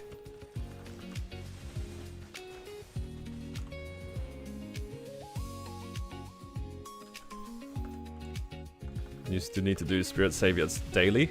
Not only that, you need to do that 3 times daily. Let that sink in. You had to do that 3 times daily, and you only had a 2-minute time frame for each run. 2-minute time frame for each run. Daily. Nothing about Spirit Savior will hurt me. Actually, if anything, I actually kind of liked Spirit Savior. I thought that the gameplay was kind of chill, because I did it on my jet, and I got really quick at it. How many arcane symbols left? I think I only need just the weekly. I'll just do the weekly tomorrow and it's done. Yeah. I need like 50 per symbol. Easy.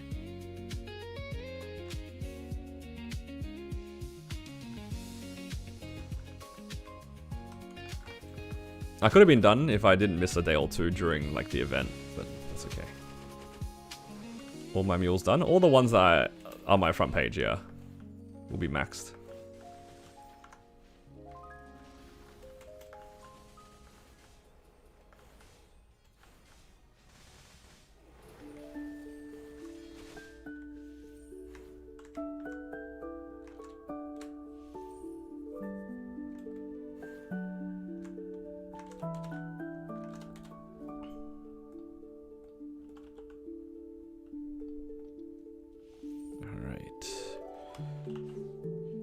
Back in my day, Asphera Guardian didn't exist. I remember when this thing used to be just... You just did your dailies, and it was just sad.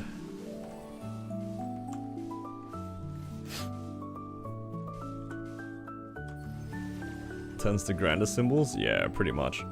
That doesn't bring me much joy, I'll be honest. Grander symbols are kind of painful. But I do need them for some characters. My goal is to eventually get all of my mules to 250 Sacred Force. Or 270 slowly. But that's kind of hard to do without getting them to level 280.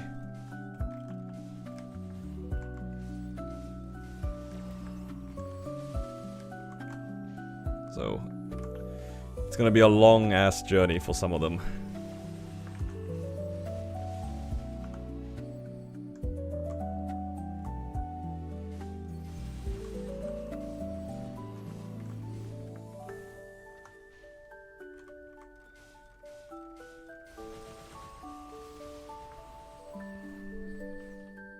like how I put this thing down and I didn't end up using it anyway.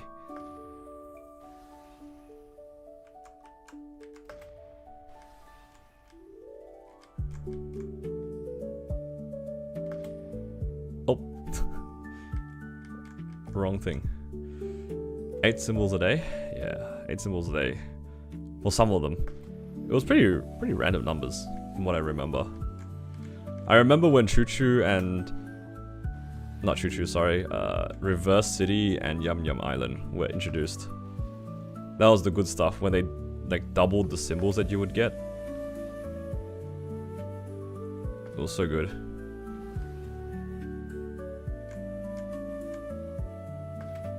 And, oh!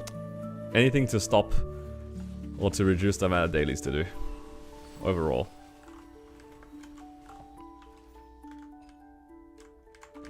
I should probably aim a little bit. I almost missed that. Don't think about it, guys. Don't worry about it.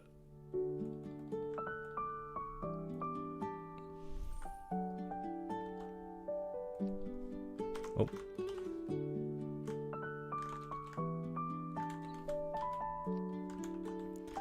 There we go. So tomorrow I'll have maxed arcane symbols for this, and then I can probably do my black mage run as well.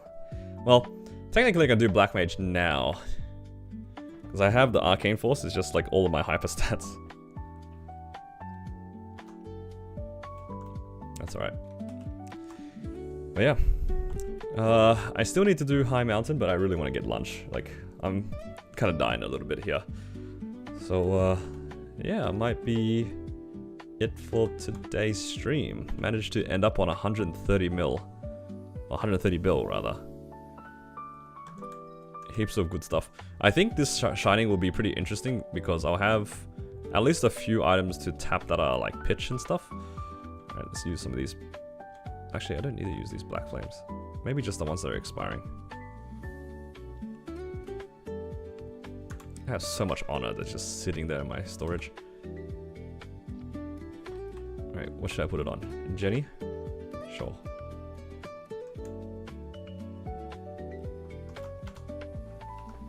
But yeah. What time is it? It's 1:30. Oh, what? 1:36. Thank you for the hydrate. Alright. Appreciate you guys for hanging out with me. Hopefully you guys had a good time. Good luck tomorrow on your drops. I will be running my weeklies as well, so we can boss rush together and see if we can get any fun drops on the last minute before Shining. Make sure you guys remember, Shining is this Sunday. So good luck to you guys, and yeah, see you guys again tomorrow. Take care, everyone.